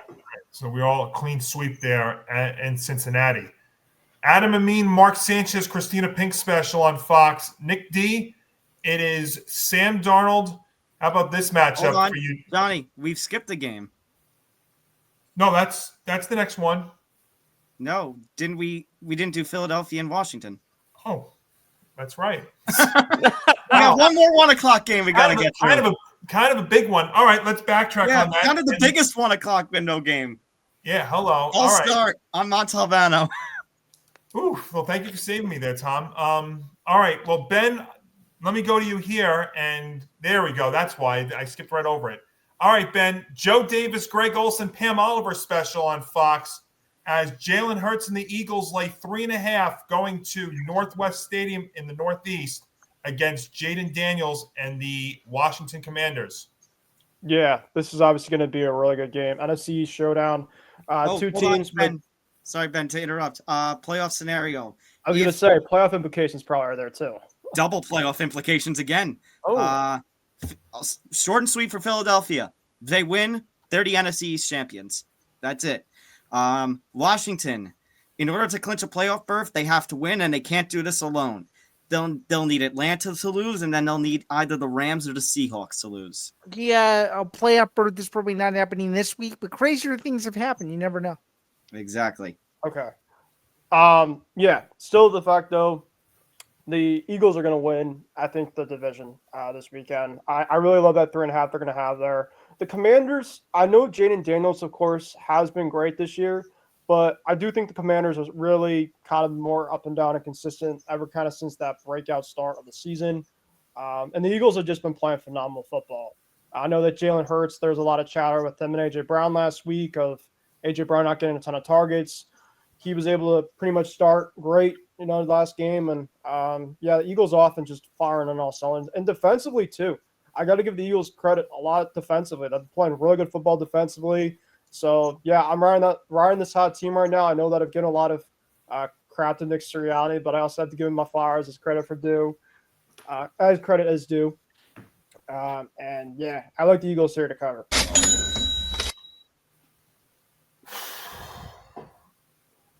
Been struggling with this game all day, guys. This is very challenging.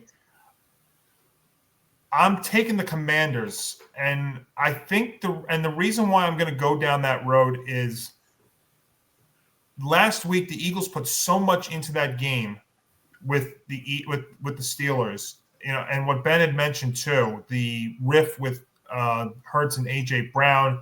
And then, them going after the media afterwards, which I thought was hilarious because it was their own players that were actually bringing this stuff up. But I feel, the Commanders need this game more than the Eagles do. And I think they get up for it. I think this team is something special. And I feel like that's how this game is going to play out. I think in this kind of situation, the Commanders, I feel like, need this game more. Now, the Eagles do too, because you want to get the number 1 overall seed, especially in this NFC, for sure. But when you're giving me an extra half a point in this divisional matchup with how good both of these teams are, I'm going to take it. I'm going to take the Commanders plus 3.5 there at Northwest Stadium. And let's see. Let's go to Grant here. Grant, what do you have? Okay.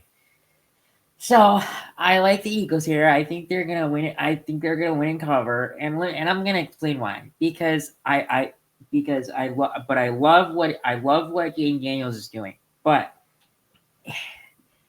there's one person that is at fault for most of their wins, or most of the Commanders' losses, and that is Cliff Kingsbury and his predictable offense. So I'm going to take the Eagles to win and cover here. I still think Jaden Daniels is easily the Rookie of the Year. I wanted it to be Caleb Williams. I'm pretty sure a couple more people thought that he would be, but when you go to organization that won't align the quarterback and head coach at the same time, mistakes are made. So he's taking the Eagles minus the 3.5. Tom? First of all, Grant, going after the guy who's probably going to be your next head coach, that's something.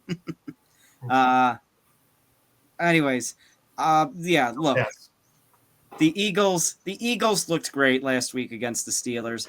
The Commanders, I said that they needed that bye week, but they still looked banged up, and I'm concerned that this team, all respect to Jaden Daniels, that I love what he's doing, but I'm concerned that the Washington Commanders have run out of gas. Mm-hmm. And you think, like Johnny, you said, the Eagles, all that they invested in that game last week, and it looks great. So give me the Eagles to win, cover, and lock up the NFC East. I thought you were going to say lock of the week, too. Yeah, I thought you were going to say that, too. No.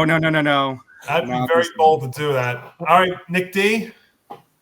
Yeah, I like the Eagles to win and cover. The Commanders over the past 2 months have struggled a lot. If you look at their record, it really hasn't been that good. I mean, they were able to win some of these games, but I mean, if you just look at what the Commanders have done in the past couple of months, I mean, I just don't think they're quite the same team that they were in the first half of the season. I think they're 4-4 in one-scored games or something like that. Well, if you look at what they've done, they almost lost to the Saints. They did beat the Titans. They lost to the Dallas. They lost to the Eagles. They lost to the Steelers. They beat the Giants, but they kind of struggled. And they, if not for a Hail Mary pass, they would have lost to the Bears at home. So how good have they been recently? And the Eagles just seem to cover these spreads.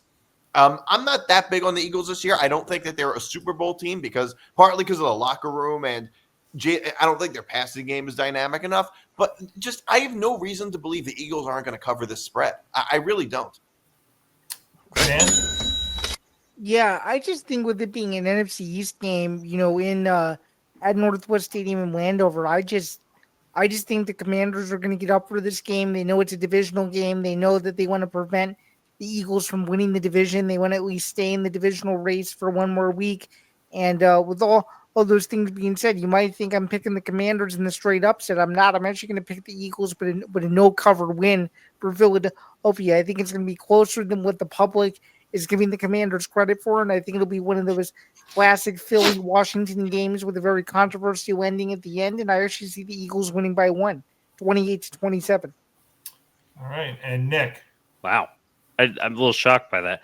I like the Eagles. By the way, I'm waiting for the apology for that rant I went on about the Eagles. I already apologized to you. No, I'm just saying. I'm just saying generally because everyone was falling off a cliff about the Eagles going into the second half.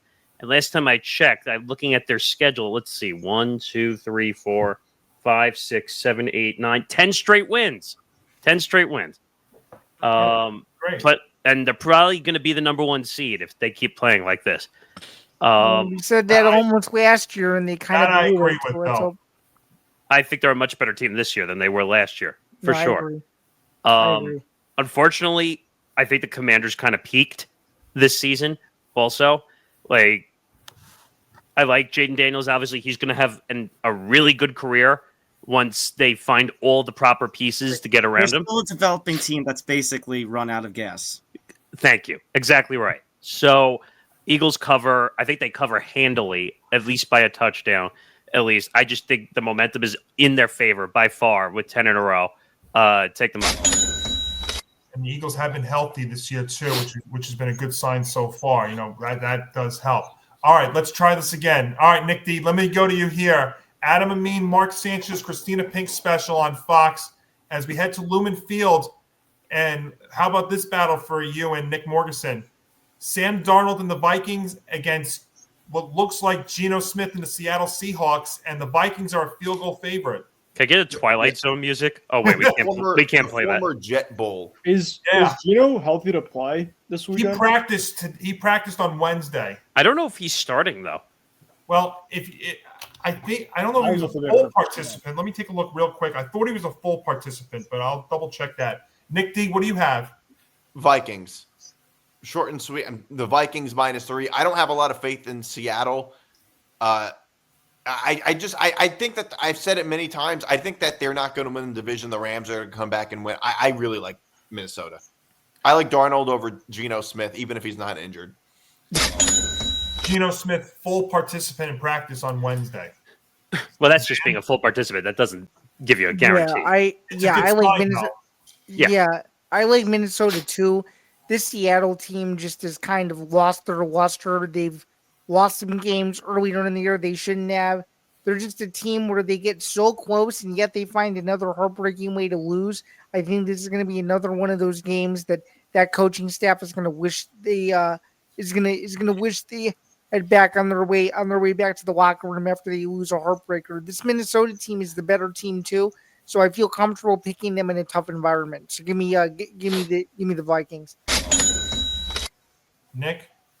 Yeah, I like the Vikings in this one. They're just simply the better team. Sam Darnold is simply the better quarterback, and he's been having a year of all years, and it's going to get him paid at the end of the year when someone decides to overpay him because they're desperate for a quarterback. Yep. That's 100% is what's going to happen. 100%. So I like Darnold. I like the momentum that he's going on. Give me the Vikings to cover. Ben. Yeah, so And this game with like Seattle, I don't really know what to make of them. They're kind of like the Cardinals. They're very inconsistent. Silly me for picking the Seahawks last week. I thought that, them at home with the home field advantage, but it feels like with the Seahawks, their home field advantage this year doesn't really mean much because they really haven't been playing well at home. Nope. They have not. So, yeah, I like the Vikings here. Between the two teams, I think that the Vikings are riding high the last couple weeks here. Justin Jefferson, I just want to shout out for this is for you, Randy moment. I thought that was really cool, by the way, last week.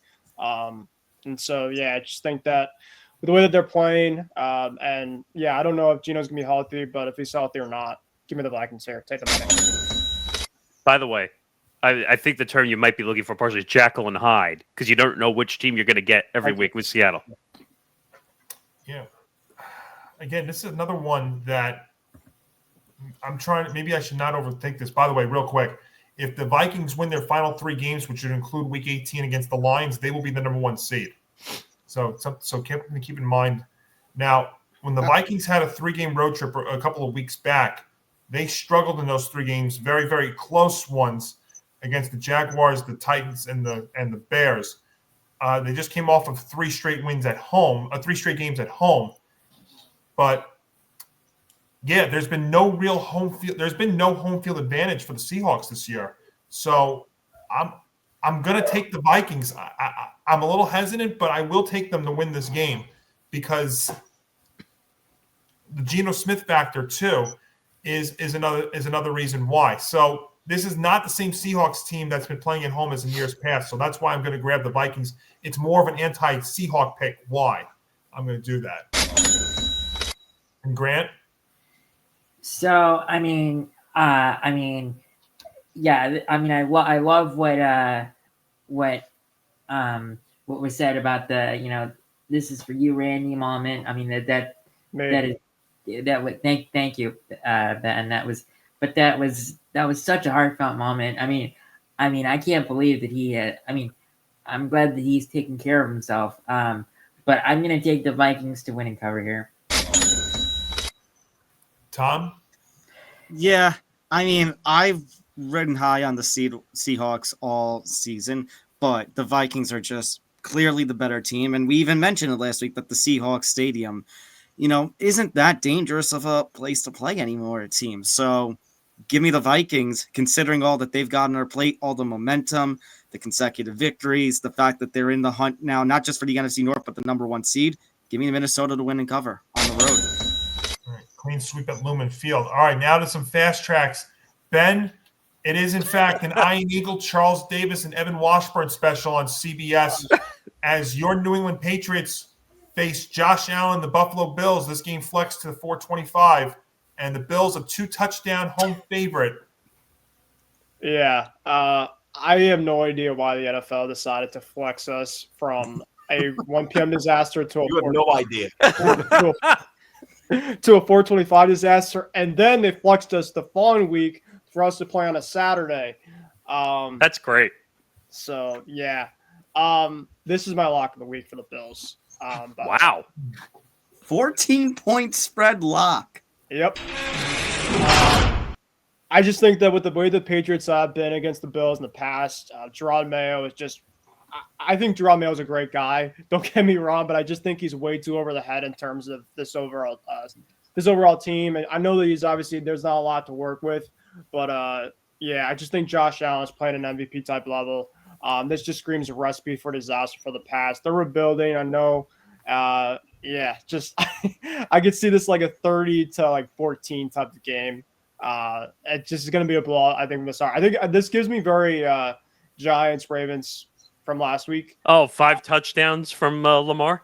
Yeah, but it could be for Allen against us. So, yeah, I'm going with the Bills. I know, like I said, this number is really big, but I've been thinking about this game all week.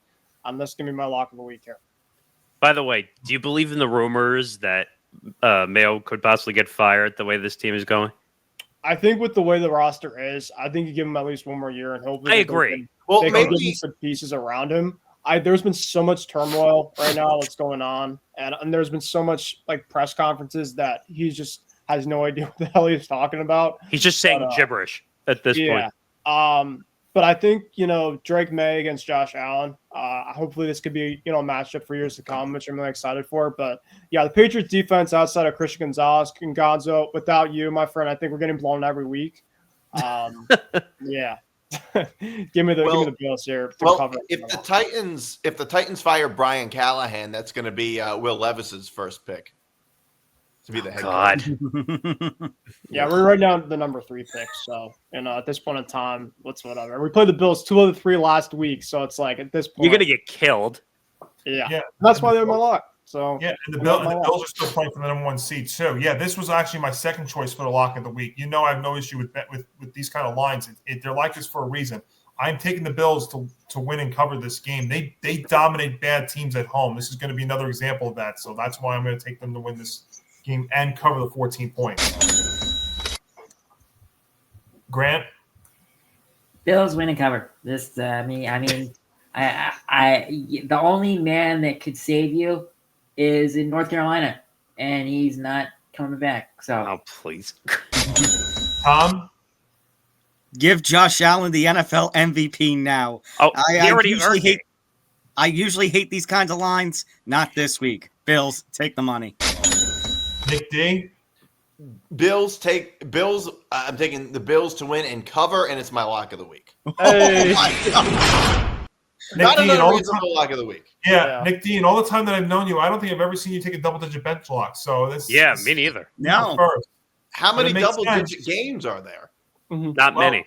That's true. I mean, that's a good point too. Zan? Yeah, I like the Bills here. This is easy. I just don't think New England is very good. I think they need to just pack up their season and move on to next year. This is another one of those forgetful games. Give me the Bills. And Nick? Yeah, I'm with Tom on this one. Just throw the spread out. They're going to win by a lot. Bills cover. All right, a clean sweep.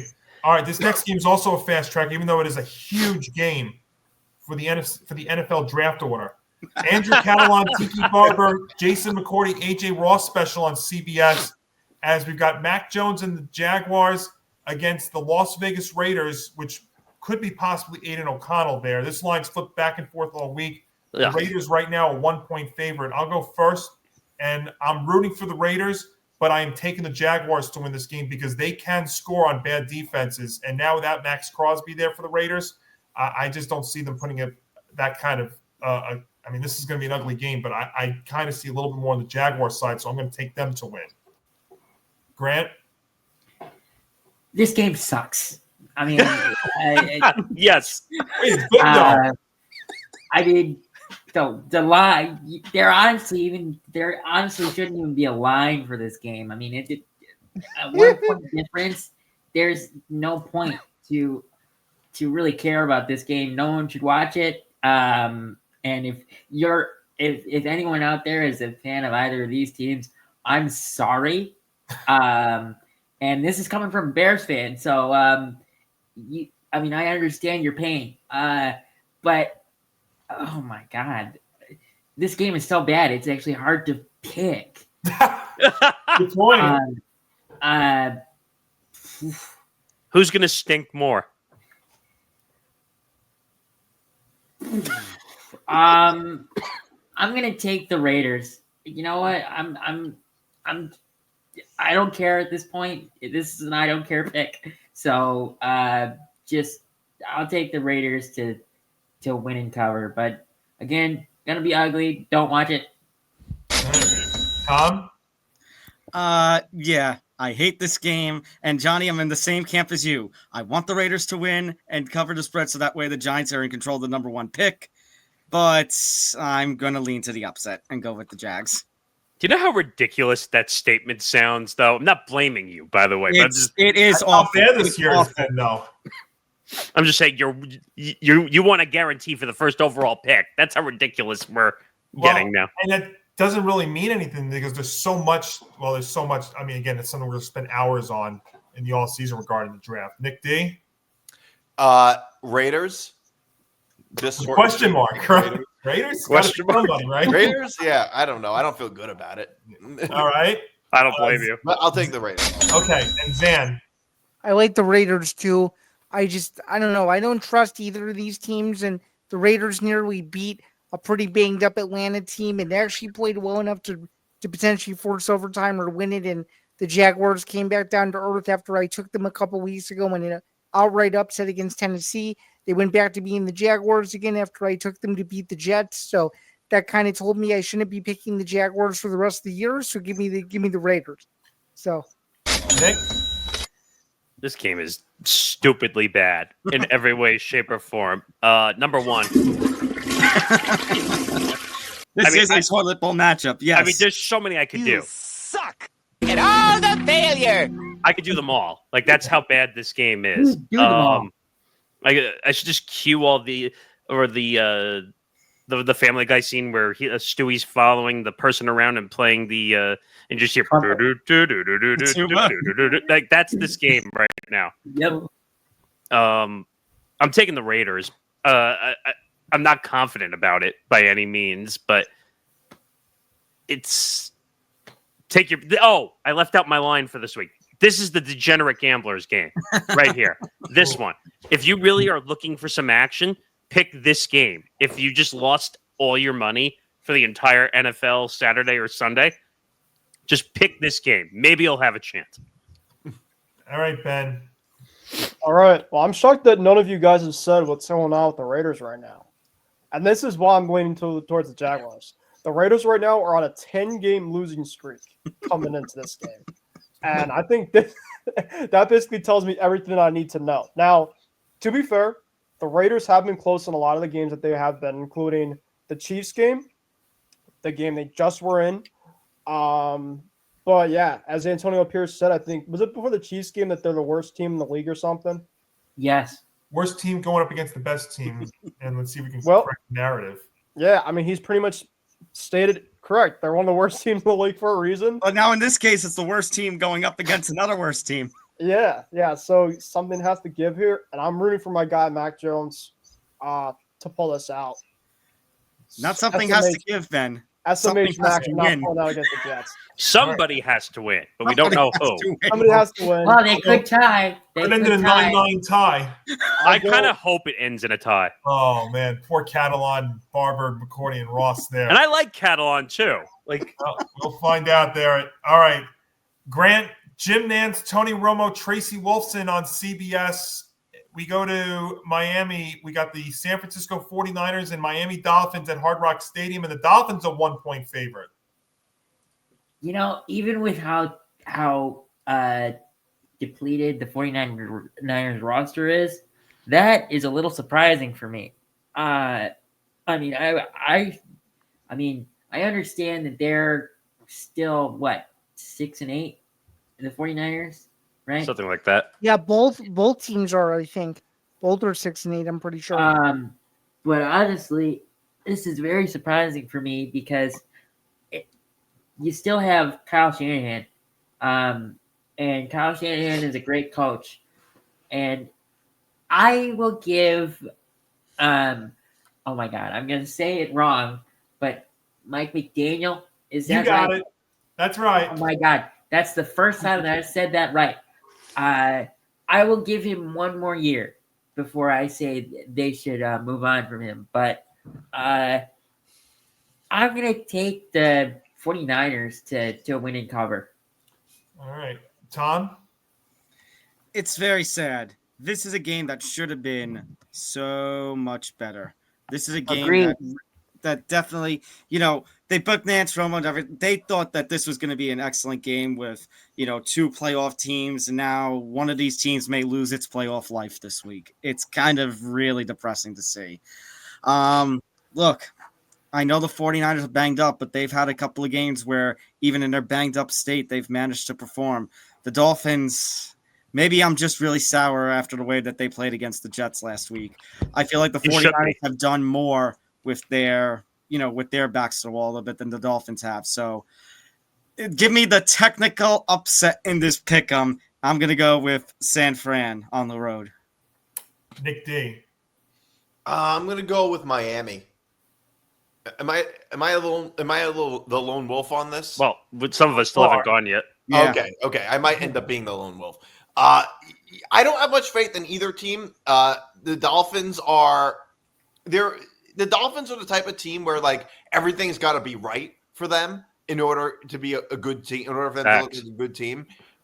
They are playing at home, coming off a tough loss. The Niners are just so injured. I just don't trust them very much. I like Miami. Zan? I like Miami too. They're at home. And the 49ers showed me nothing last week against the Rams after I thought they would win, but wouldn't cover, and they laid a goose egg. So I think they're going to lay another one, and I think their season is all but dead. So give me Miami. Nick? I have the Niners in this one. I just don't like the way the Dolphins are playing. This might be a take, but I don't think Tua is an elite quarterback in the NFL. Actually, I think we give him far too much credit in the NFL. All the concussions. I'm still on the record that he still should not be playing. And again, he's still sliding and taking injuries to the head, which he's not learning. Another thing I'll throw on top of this, if they lose this game, Mike McDaniel has to be considered to be fired at the end of this season. And I just don't think he's a good head coach. He's proven track record-wise that he can't win big games or any games whatsoever. So I'm taking the Niners, and like I said, my two takes, Tua's not an elite quarterback, and I think McDaniel gets fired and heading towards the boot if they lose this game. Ben? Yeah, so I just looked at the injury report, and I know Nick was saying earlier that the Niners are really injured. Both teams are massively injured. Both teams have 13 players this week on the injury report. Ouch. So I think that basically evens everything out. Kind of both teams are in similar spots right now. Brock Purdy, Tua, both have had very roller coaster type of seasons.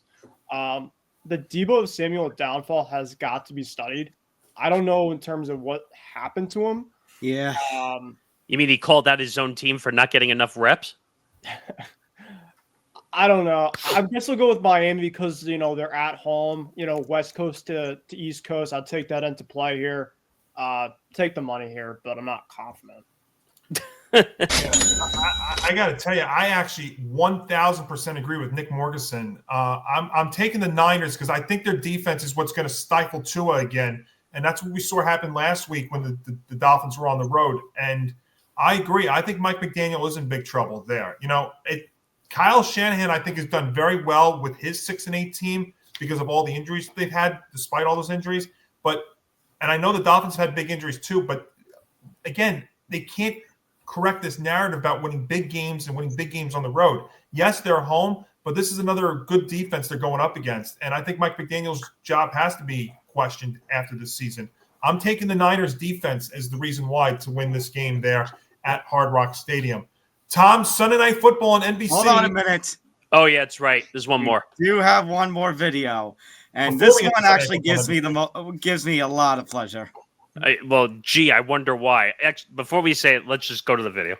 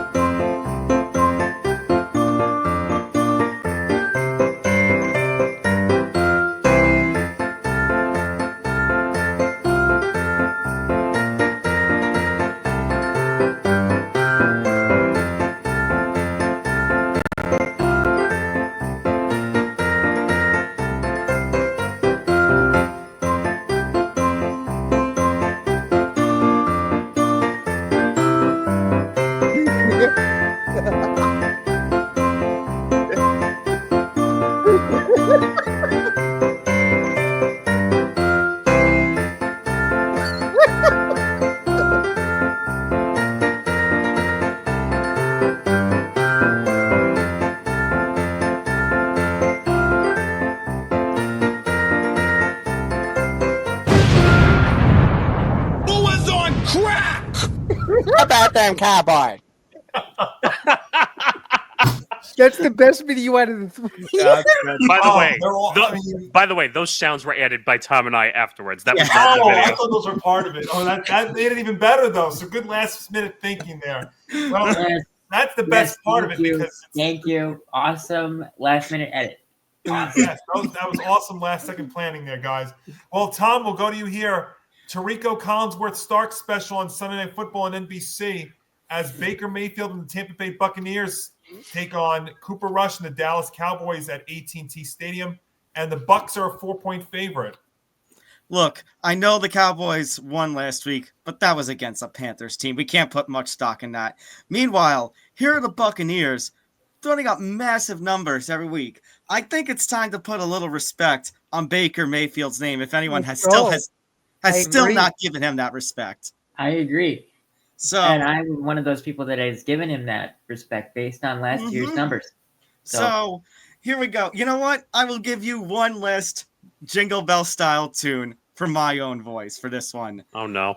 Dashing to the book with an idea in my hand. I picked the Bucs to win. The Cowboys I just can't stand. Baker's on the field. The man will get it done. While Prescott throws a pick, this lock is looking fun. But Prescott can't throw a pick. Yeah, wait a minute. I was going to say, wait, he can't throw a pick. Okay, Prescott. Cooper Rush, whatever. Cooper Rush throws a pick. So it's his lock. I admit I chat GPT those lyrics. Wait, that's your lock of the week? Yes. Oh God. You caught me laughing off guard. I was almost not paying attention to it. Nick D. Yes, Bucs -4. This is easy. Zan. Buccaneers, no problem. By whatever they want again. All right, Nick. So what if they want 30? Who cares? We'll win by 30. Bucs. Ben. Bucs. Better quarterback, better GM, better owner. I'll even say better coach this year. Bucs. Mr. Montalbano, I might have to dispute that with you.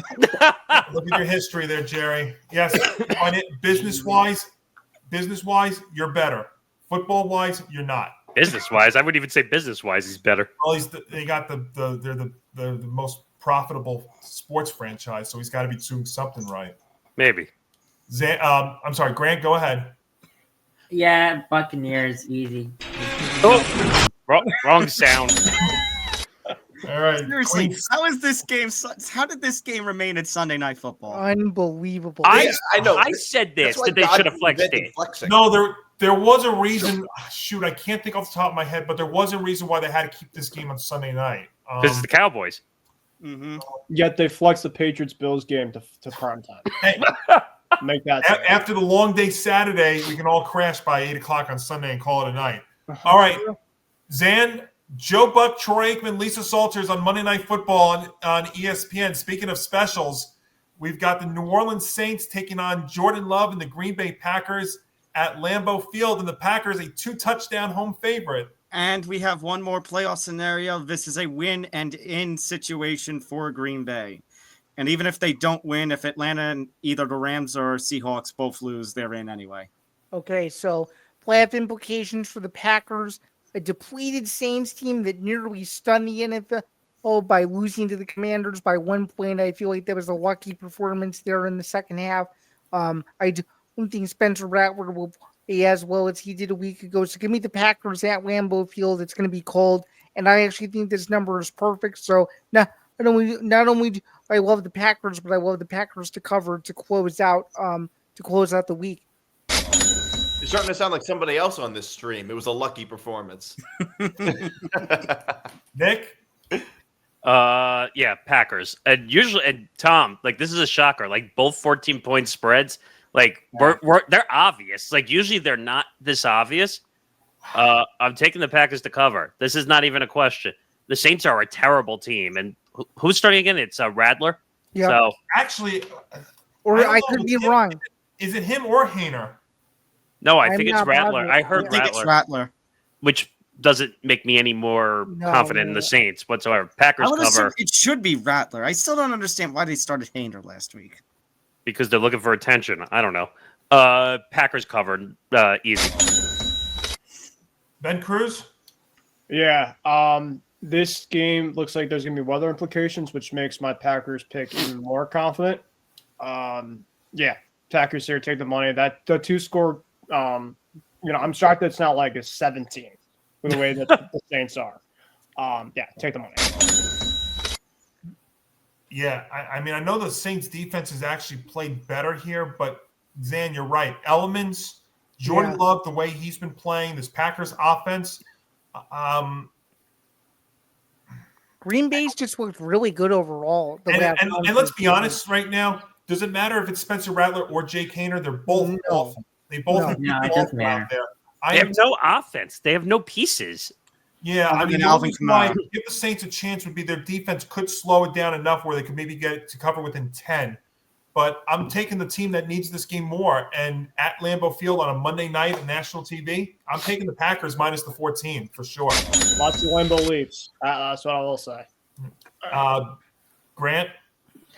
Yeah, I mean, the Packers are going to win this easy. You can't. There's no one that can save the Saints from this game. So No. Not even themselves. Nope. All right, Tom. Well, it's going to be the night before Christmas Eve. Santa Claus is going to come down to the field and say, Packers, with all the talent you have, march forward to the playoffs. Ho, Merry Christmas. Packers, I don't care about this double-digit spread. Again, like we said on the last one, take the money. So as of when we're doing this recording, they have not named a starting quarterback. They're waiting till later in the week. Okay, I don't care. No. It really Let's doesn't put matter. out there. We have to be fair. Yeah. Nick D? Packers, easily. I think the Packers are going to kill him. All right, so that's a clean sweep then. I think one of the biggest moments that I've got to take out of this week is that Nick Morganson, not once but twice, is taking a double-digit favorite. Well, Tom did too. We both took the same double-digit spread. And But I one of mean, them it's was one the thing to do it once, but to do it twice in 1 week is quite the week. Hey, it must be Christmas early. I took the Bengals to cover too. That's Yeah, you've done that a few Christmas times miracle. though this year. I mean, if you don't Merry Christmas. Dorian Finney-Thompson, I think there are big issues. But that'll do it for this episode. So remember, next week, special Christmas episode. I am working on a Jets ugly sweater for next week. So I am trying. So let me go over the plan for next week. So we will be airing on, after a little bit of discussion, I think we are going to air a small bit, a short, on Monday, where we're going to discuss just the 2 Christmas Day games and the Thursday night. We have to break it up because of the way the schedule is. Because of the games falling on Wednesday. Thanks calendar, and thanks Netflix. Screw you, Netflix. But anyways, Yeah, how good is that going to go? Because they did that with the Jake Paul, Mike the Tyson. I don't want to Titan- think about that fight again. Yeah. Oh my God. So I just want to say one thing in case I cannot be there for this Christmas Day stuff. Let me just give you real quick. The 1 p.m. Chief Steeler game will be an Iron Eagle, Nate Burleson, J.J. Watt, Melanie Collins, Stacey Dale special. It's a mix. Yeah. And the 4:30 game between the Ravens and the Texans will be a Noah Eagle, Greg Olson, Jamie Ertl, Steve Weiss special. Yeah, it's a full Just in case mix. I can't make it. They're using all the networks, and then I heard Kay Adams is going to be leading the studio coverage. Oh, I don't even want to go through that because there's another 20 names that I got to add on top of it. I saw So more. I Rutledge heard is like gonna be Kay there, and a Adams, bunch of Mina other- Kimes, Yep, Mina, absolutely. RG3. I heard is also doing A that. bunch of great people will be there. Drew Brees. So we'll be taping that on Sunday night and airing it at some point on Monday. The rest of the week slate for week 17, the 3 Saturday games, the Sunday games, the Sunday night, Monday night, we will air on Friday at noon on the 27th. Yeah, so there's going to be some confusion. Just follow the social media at TFB Forecast ETB across all social media platforms, Twitter, Instagram, and for now, TikTok, if it still survives. YouTube.com/ETB Network. Go there, like and subscribe. And I'm just going to say like and subscribe a million times so that button lights up in rainbow because I noticed that on a bunch of other YouTube videos. So just hit the subscribe button as it's lighting up in your face right now. And if you can't listen on the video side, listen to Football Forecast wherever you get your podcasts. Apple, Spotify, Acast. If it's got a podcast audio symbol on it, you can find it. Also, YouTube Premium. So just go there as well. And obviously, thanks to Playback as well for being there for us for the whole entire year. We have some NBA streams coming up as well, so don't miss it. We have the Fight Companion coming up, so watch that as well. And we're getting ready to put a bow on 2025. So, do you want to end with one of my second playing of one of the videos? No, we'll let them. Well, we might post that separately, so don't play it a second time. Okay. But that'll do it for Week 16. 2 more weeks of the NFL season. Then we head into the playoffs mode, which is the fun time of the year. And then we put a bow on the season, which is hard to believe. So for everybody here at the Empty the Bench Podcast Network, go enjoy the football, and we will see you back for Christmas week for Week 17. Have a good night, everybody. Actually, all right. Have a good night, everybody. We'll see you next week.